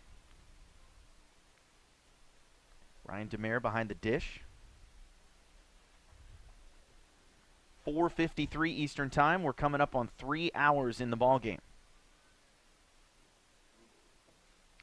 And I think about 2 hours and 45 minutes have been either in ice and or rain and just cold. A couple players like Estes have the hoodie sticking out from underneath the jersey. Can't blame them. Been on base 3 times today. 2 walks and a single. Chased that one upstairs. Evens the count at 2-2. That was a pitch that Estes didn't need to swing at right there. Just, again, something that's really high. He was an off balance on the swing. He fell forward. You got 2 outs on the board. You're not going to win this game with 1 swing of the bat. So you and I have been saying, work the count, get on base, and then a lot of things have been happening today with the Beacons getting a runner on first, and then that really just catapults them into a nice little run, gain some more distance. Again, polar opposite of what happened at Roger Williams with a runner getting on base in every inning in that game and then them stranding 16 total. Too low from Saltzman, and the count runs full, 3-2. To your point, if you look at the 7, 8, 9 hitters and how they've been getting aboard today, 3 walks, a hit by pitch, a fielder's choice, an error by the catcher. So just put the ball in play and find a creative way to get on base. 3-2. Swung on, lofted down the first base line, and that's just barely foul. Chris McGrain down the line had a good look at it. He's bundled up. Looks like he might rob a bank on the way home. He came when I call the umpires earlier today, I tell them they were moving the game up. Both of them were very thankful, but you could also hear it in their voices like, "Oh no, I gotta dig out the winter clothes again." And it shows the umpires today, they have not had any cover for this 4-hour marathon, and they are probably soaked all the way through. Saltzman trying to go 1-2-3. High chop. Pitcher couldn't get to it in time, stays fair, and they're going to say Estes is aboard. Waited an extra moment just to make sure it was all good, but Saltzman couldn't field the position there, just kind of got tangled up with the runner. And wisely, Estes just kept barreling down the first base line. He's entitled to that lane to the bag. Yeah, I think Saltzman wanted to get it on a hop and put the tag on him at the same time, but that ball really died on that initial bounce I think Saltzman was looking for. And Estes, he kept running, but he almost turned around and came back. If you watched him, and Coach Gamble at first base was like, "Do not move, stay right there, don't move." And because I don't think Estes realized that the ball was in play, and I think with a lot of people yelling, he's got to be thinking, "Oh, it must be foul in that case." So a 2-out infield single by Estes. Wanderson Pinellas, the righty, in there now. 3-run lead for the Beacons. Runner goes. Throw down to second is low and offline, and it really doesn't matter who the catcher is today for Worcester State. They just can't make that throw down to the Keystone. We believe that is Chad Richardson with 2 Ds behind home plate. Third stolen base today for Estes. He's not gone further than second, though. Yeah, Beacons are taking an aggressive approach. This was another thing that really stood out in 2017, the aggressive base running. You haven't really seen it this year. Again, the Beacons' top runner in Sal Frascino has really had some limited appearances on the bases so far this year. Again, still early in the season, even though it is the first week of April. But yeah, I think this is a really good initiative for the Beacons to take on a wet turf field that the ball's going to do some funky things. Players might be hesitant to throw, and Estes has been, like you said, he's gotten a second a couple of times, but now we need to get him home. 11-8 the score, bottom of the 7th. 2 outs, runner on second. Pinellas walked his last time up. Swings at the off-speed, fouls it back. We'll do it again. Scored the 10th run of the game. Walked, reached second on a single, then another walk and a hit by pitch brought him home. As the Lancers kept gifting away runs in that 3-run bottom of the 6th.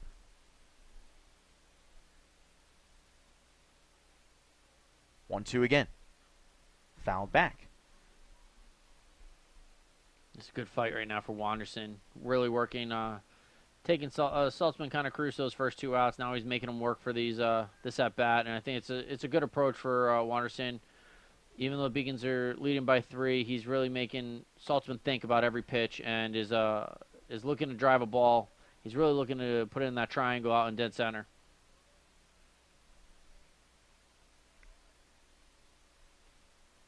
Big lead for Estes at second. Runs well. Swinging a ground ball, foul, third base side. Light starting to take effect here at Monin Park.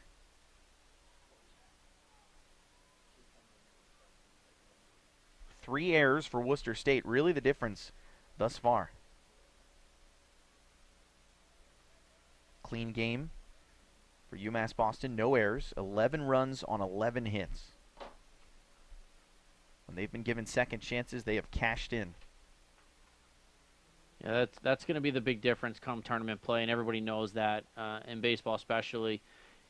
You hate to give outs away, but if you can get a rally going with 2 outs, that really gets in the heads of pitchers especially, that they know they're just 1 out away from being out of the inning, but they just can't stop the bleeding. And UMass Boston did the first 2 games of the regional tournament last year. It was like they wanted the 2 outs because that's when they turned it on to a new level, and they just took teams completely out of games, and they did this past weekend at Eastern Connecticut. They just jumped all over the pitching staff, and by start of game 2, Eastern Connecticut was ready to just go home. 2-2. Swung on, fouled again. UMass Boston so good offensively over the weekend against Eastern Connecticut.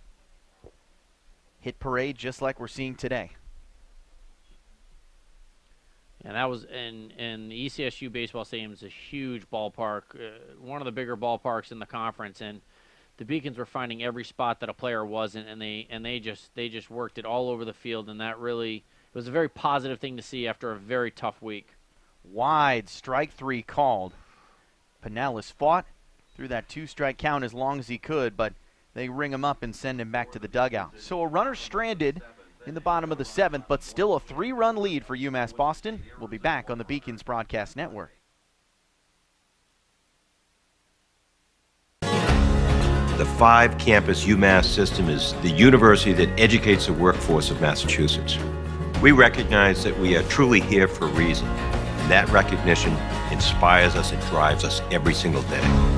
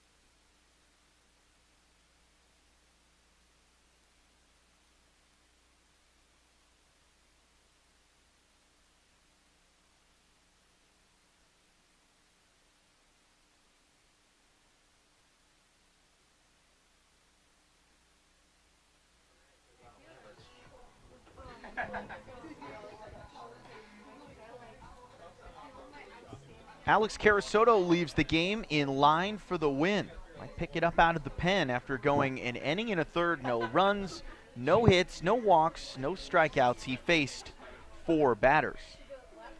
On to pitch the top half of the 8th inning, Joe McGuire entering the contest, and the big righty will face the 7, 8, 9 hitters in the order. Jimmy Sheehan was scheduled to be up. We'll see what the Lancers do with that. They have pulled the catcher out of the ball game after some of his defensive woes. It's like Kyle Penny. Nope. 33 Worcester State. Yeah. Oh, I'm sorry. You're right. I looked at the wrong side. William Roberge, who's already in the game. So who did I lose there? Or did they move him up? We'll see. Okay. We'll see what they did. Yeah, we'll just go from here. Yeah. We're in the 8th inning. Roberge is up there, wearing number 33. Wire kicks and throws. Given that wide strike sometimes today, but that's called a ball. Yeah, Joe, this is his 8th appearance of the year. Got a 5.91 ERA. He's 10 and 2/3 innings. Another guy coming out of the bullpen that the Beacons really need to pick up some innings for them. Especially they're looking to him for maybe a conference weekends type of stuff to kind of close the gap between starters and Trey Mendoza coming in, or even Kaufman coming in. So this is a good test for him. Not a good start with a 3-0 count, but Joe hopefully can settle in and really kind of start going at the batters and really put this game away for the Beacons. Trey Mendoza already warming in the Beacons' pen, and that's a 4-pitch walk to start things off. Second base on balls today for Roberge. And now we'll go to the 9-hitter in the order for Worcester State. Cooper Bigelow now batting in that spot. Joey Rogers got the start, went 4 innings. Ben Gottesman went an inning and 2/3. Kara Soto got an inning and a third. So could be looking at 5 different Beacons pitchers today, and well, the conversation at the mound, and that's going to do it. 4 pitches for McGuire, and he gets pulled from the mound. So we'll make another change. We'll introduce you to Trey Mendoza when we come back on the Beacons Broadcast Network.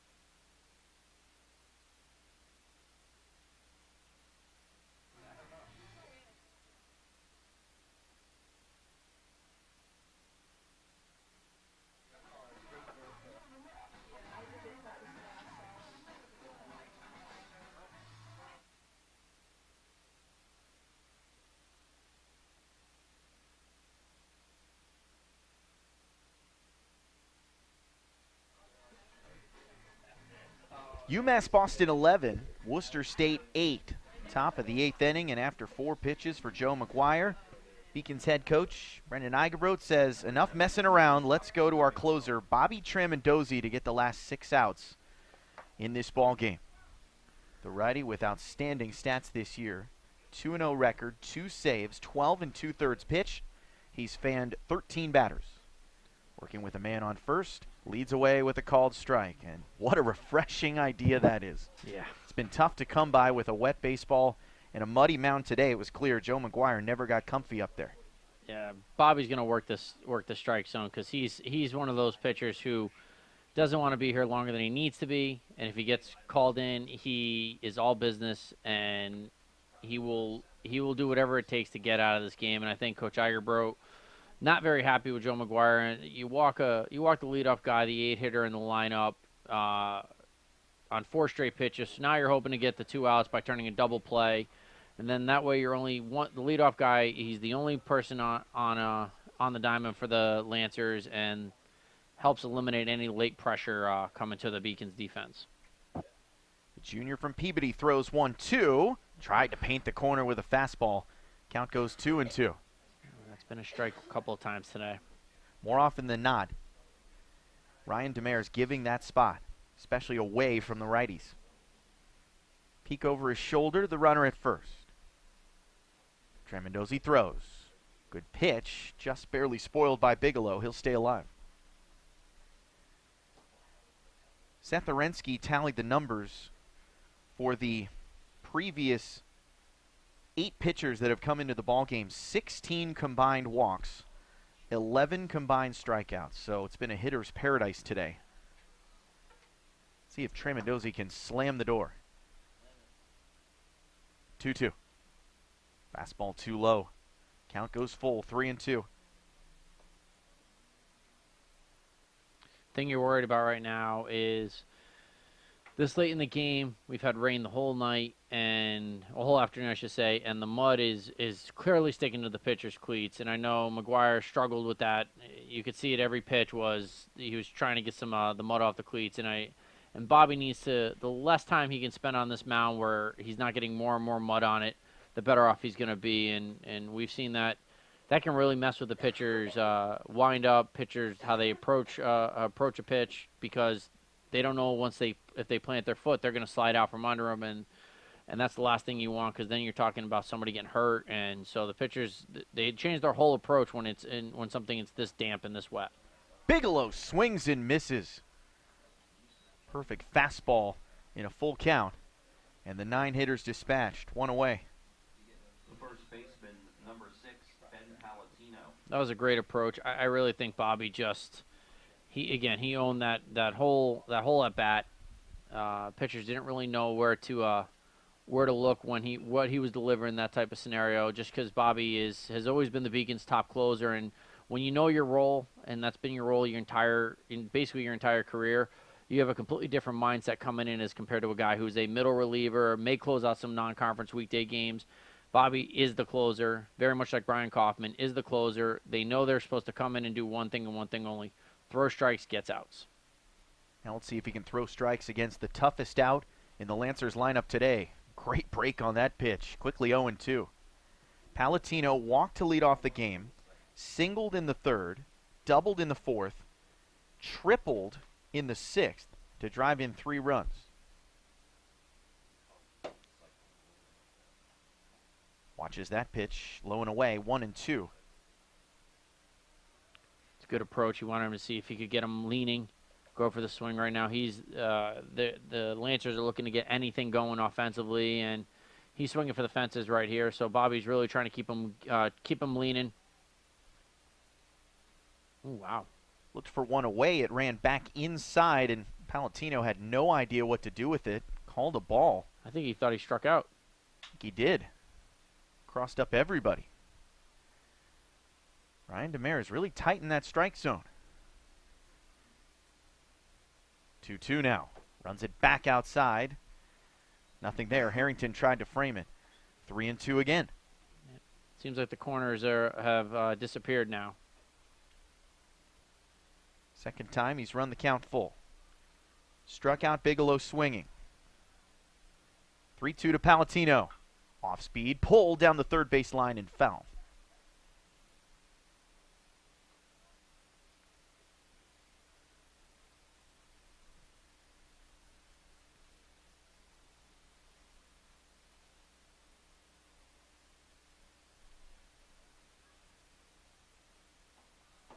(11-8) the score. Beacons trying to protect that top 5 ranking. 3-2. Runner goes, sent high in the air toward the second baseman. Murphy measures, makes the catch. Another great sequence by Bobby. Just in total command of where he wanted the ball to go. Had a couple of pitches that easily, again, I mean, the batter thought he was out at 1 pitch. And then 2 pitches where he lost the corner. Comes back right at him, jams him. Murphy collects the second out and still runner on first base. Gets out of this inning right now. UMass can really put, like you said, close the door in the bottom of the 8th and give him some additional breathing room coming the 9th. You shoot a leadoff walk to Roberge.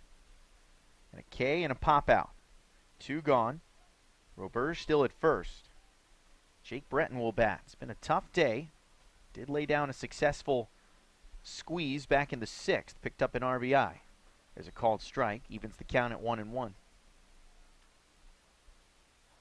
Couple strikeouts today for the third baseman who's been good defensively. Yeah, he's definitely let the glove shine. Again, but you give him credit, and you said it before, have a tough day offensively and come down first pitch suicide squeeze. I mean, he did it textbook style. So all in all, not what you really wanted, but when he's asked to do the small things defensively with the glove and then lay down a crucial bunt, which tied the game at the time, I mean, you really can't hang your head on a day like that. And a couple of his teammates really, they had far worse days than what he had today. Worcester State scored 4 in the 4th, 4 in the 6th, but it was those 10 runs in the 5th and 6th that flipped the script for UMass Boston. Ooh, Tremendozzi threw that right into the ribs of Breton. So a 2-out hit by pitch, and the tying runs come into the plate here in the top of the 8th. Yeah, and it's Mike Ferreira in the 3-hole. Sorry about that. Bobby just lost the thread on that one. He just, you could see the second the ball came out, he knew it was going right into the player. Hopefully going to miss him and not get the hit by pitch, but it just skimmed him enough that he so now you got runners on first and second. So hopefully Bobby can just settle back down. You're fine. 2 outs on the board. Just go at the hitter again and then just keep doing what you've been doing. So this is why you want your closer in there facing the heart of the order. Ferreira, the righty, shows bunt, pulls it back, called a strike. Twice we've seen Tremendozzi looking at a spot set up away from these righties by Harrington. Ran the ball back inside. Nearly crossed up his catcher on one of them, but caught it for a strike. Ooh, that one's way inside. And Ferreira wisely hit the deck. Hear that one whiz past his ear hole. Yeah, that was Bobby's hardest pitch of the afternoon, and he really, that could have done some damage. Deep breath. 1-1. Just missed. 2-1. Almost had him fooled on that one. He started leaning, pulled it back just in the nick of time. Some great late life on these pitches. It's the right arm hang. Quick peek to second. Not much attention paid there. Focused on the batter and blows one right past him. Bobby's not a guy he's not gonna mess around with runners on bases. He knows that's why he's not in there. He's in there to go after the batter, and he has a couple of pickoffs in his career, but he is I'm gonna come right at the batter type of guy, and he's not gonna dance around too much. Sent to left field. That'll drop for a base hit. They're gonna send the runner around third. Roberge comes home without a throw, and it's 11-9 in the top of the 8th. Worcester State is not done yet. Just 4-14 this year. But they've thrown down the gauntlet against this top 5 team at UMass Boston. Hey, you got to give them credit. I mean, with 4 wins, you're kind of thinking, all right, what is this game going to look like? Rainy conditions, things like that. I mean, they have stepped up. And if I'm a team in the MASCAC right now, I'm kind of worried about a team like Worcester State, where they're putting it all on the line, and they're not going to sit around and wait for anybody. And there's a no die mentality right now with the Lancers. That fastball gets to the backstop, and now the Lancers have the tying run standing at second base. Breton's over at third, 90 feet away. Wild pitch is the call against Tremendozzi. 2 outs here, and he's got to dig out of his own hole. 11-9 the score. 1 run across here in the 8th. 20 runs, 20 hits in this game. Great pitch to even the count at 1-1. Took something off it.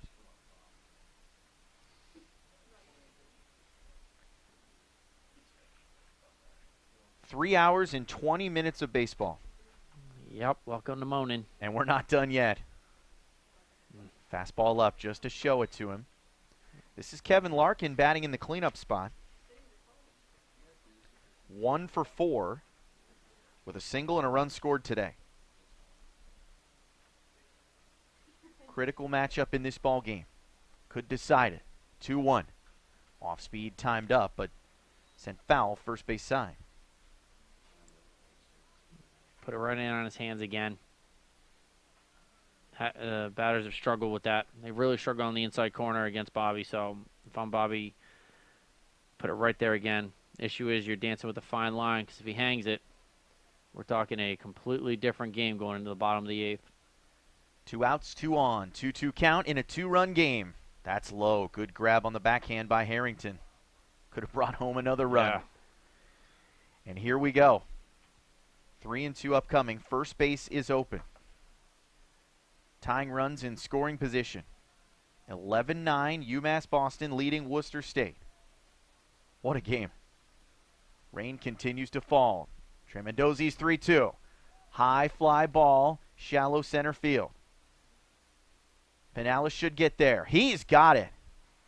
So Tremendozzi puts some runners aboard. He gives up a run in the top of the 8th, but he strands the tying runs in scoring position. Deep breath here at Monin Park. We go bottom of the 8th. Beacons will look for insurance when we come back on the Beacons Broadcast Network. Paris changed my life, and I got there through UMass. Those very specific seminal moments in Paris. The subway. A man in a tuxedo walked in, and a woman in a long gown. And it was stunning. It all hit me. It was like a lightning bolt. There was this world of beauty and style that I wanted to be a part of. That was the beginning of the journey. And that all came through the University of Massachusetts. And that was really a key moment for me. That's one of those moments you never forget.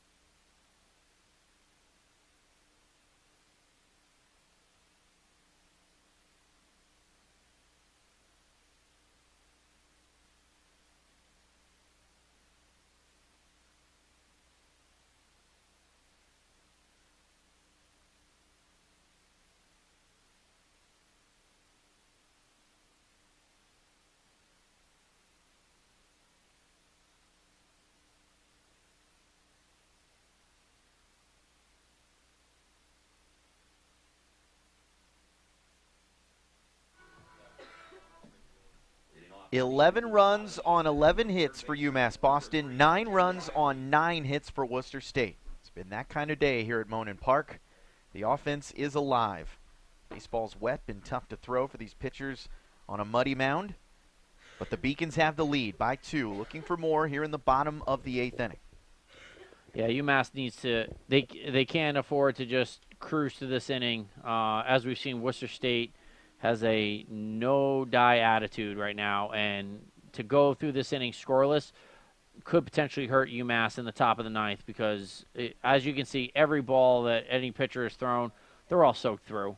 Everybody's cold, everybody's miserable, but Worcester State isn't ready to go home yet, and Worcester State will stick around for as many innings they need to take down a nationally ranked team. Eddie Riley chops that high in the air. Third baseman comes over. Allen makes the play in front of his shortstop. 1 away. Well, these are the games that good teams have to win. Got to grind it out. Going to get the best effort from some lower-ranked opponents. Team well below 500, 4-14 overall. UMass Boston 13-5 in this 2018 campaign.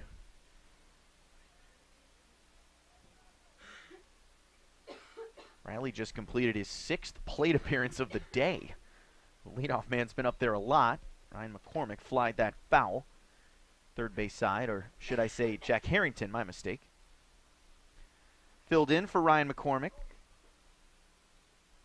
at that catcher spot. Can't blame him. That's a long time for a starter to be in the crouch. 3.5 hour mark here in Boston. That one runs inside off the hand of Bradley Saltzman. 4th pitcher into the game for Worcester State. Beacons have matched with 5 arms. Joe McGuire threw only 4 pitches. Alex Carasoto in line to swipe the win out of the pen. Tramandosi going for the 6-out save. That's grounded foul, first base side. Count reads 1-2.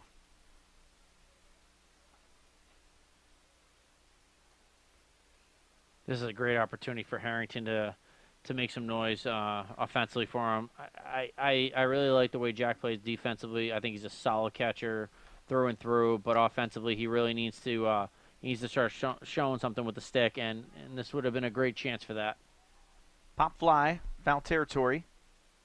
Palatino's got it.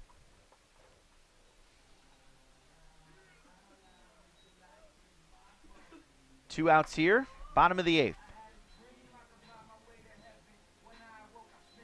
And here comes Dave Murphy. What a day it's been.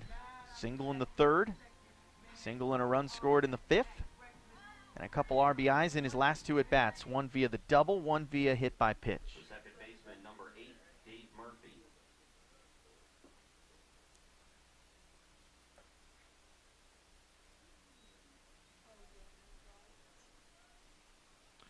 Yeah, at this point you kind of wonder, all right, 2 outs. You want to get the runs on the board. You want to make contact, but is it almost better for Tramandosi right now to have this inning go quickly, and that way he's back on the hill, and he's not, and hopefully still warm, ready to go. And it's unfortunate they couldn't get another run across to help give him some breathing room, but this might actually be a little bit of a blessing for the Beacons pitching. Clean inning there for Bradley Saltzman, but the Lancers need runs. We go top of the 9th. UMass Boston in front of Worcester State. 11-9. We'll be back on the Beacons Broadcast Network. Moving from Turkey, it was a rough journey for me because when you don't really speak the language that well and when you don't really fit in the crowd, it's very easy to disappear. But I decided not to give up, and UMass helped me.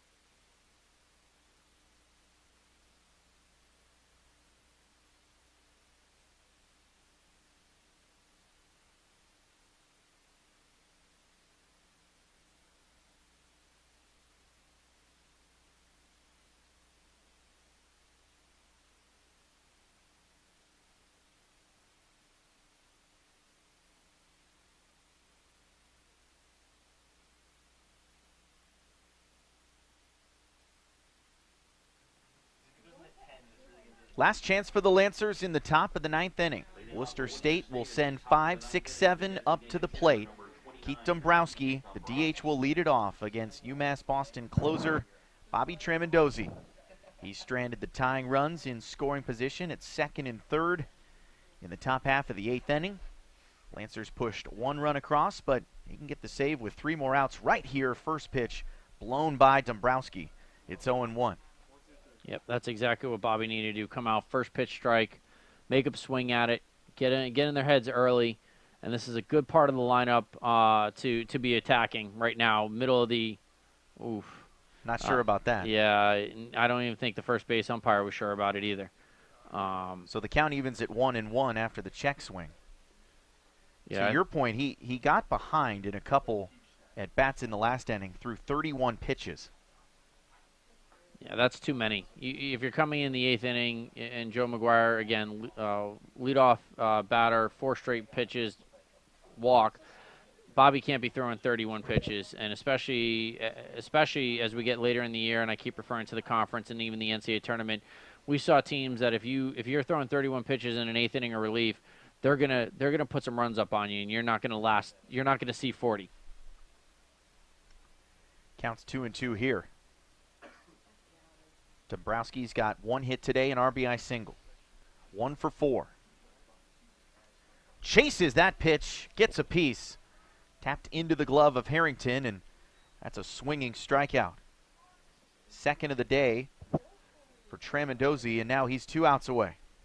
The second baseman, number 1, Enan Kalanda. Kalanda's 2 for 4 today. Second baseman batting in the 6 hole. Reached on a walk and a single, also has an RBI. That was way back in the 4th inning. 4 runs across in that frame for Worcester State. They took a 4-1 lead. And little did we know what was coming next. Yeah, it seems like a lifetime ago, those 4 runs, and even the 7-run inning. You look at it, you would think that we've been here for 9 hours the way some of us are feeling right now, and just those 7 runs, 4 runs. I mean, that 7-run inning was an hour in itself.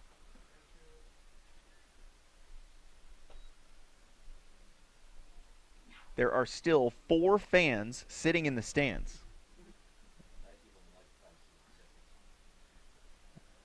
They deserve something for that kind of patronage. Unbelievable. 1-2. Swung on and missed. Tramandozzi pulled the string on that one. Back-to-back swinging strikeouts, and now the Lancers send their last man up to the plate. It's Chad Richardson with 2 Ds. I'll give the fans some credit for being out there for this whole game, but I give the credit to the camera operators. They are the ones that are, especially Marcelo, Cunha, and Sarah King having to be up top. I was up top earlier setting it up, and there's about a 20-mile-an-hour gust coming off the water, and it's about 50 degrees colder up there. So definitely special shout-out to our camera operators. And to these players as well who have battled through it. Stayed on the diamond for more than 3.5 hours. 1-1. Breaking ball, great pitch. 1-2, and Tramandozzi's got some swagger now. Looking to strike out the side in the 9th and send everybody home. 11-9 the score. Beacons in front. The 1-2. Swung on, pops straight up in the air. This could do it. Harrington looks. Now lets his third baseman take it. And the ball game is over. Eddie Riley records the final out of the game, and we are done. 20 runs, 20 hits, 3 errors, a whole lot of action, but it goes in the books as a win for the 4th-ranked UMass Boston Beacons. 11-9 the final score on a soggy day at Monin Park. The win goes to Alex Carasoto. He gobbled up the victory out of the pen. Carasoto went 1 1/3, scoreless, hitless, walkless. Bobby Tramandozzi gets the 6-out save despite giving up 1 run in the top of the 8th inning. Great day at the plate for Dave Murphy. He went 3 for 5 with a couple RBIs. Also 2 runs driven in by Nick Herzog and Kyle Boudrias. Final time in today's ball game, 3 hours and 34 minutes. UMass Boston improves to 14-5 overall.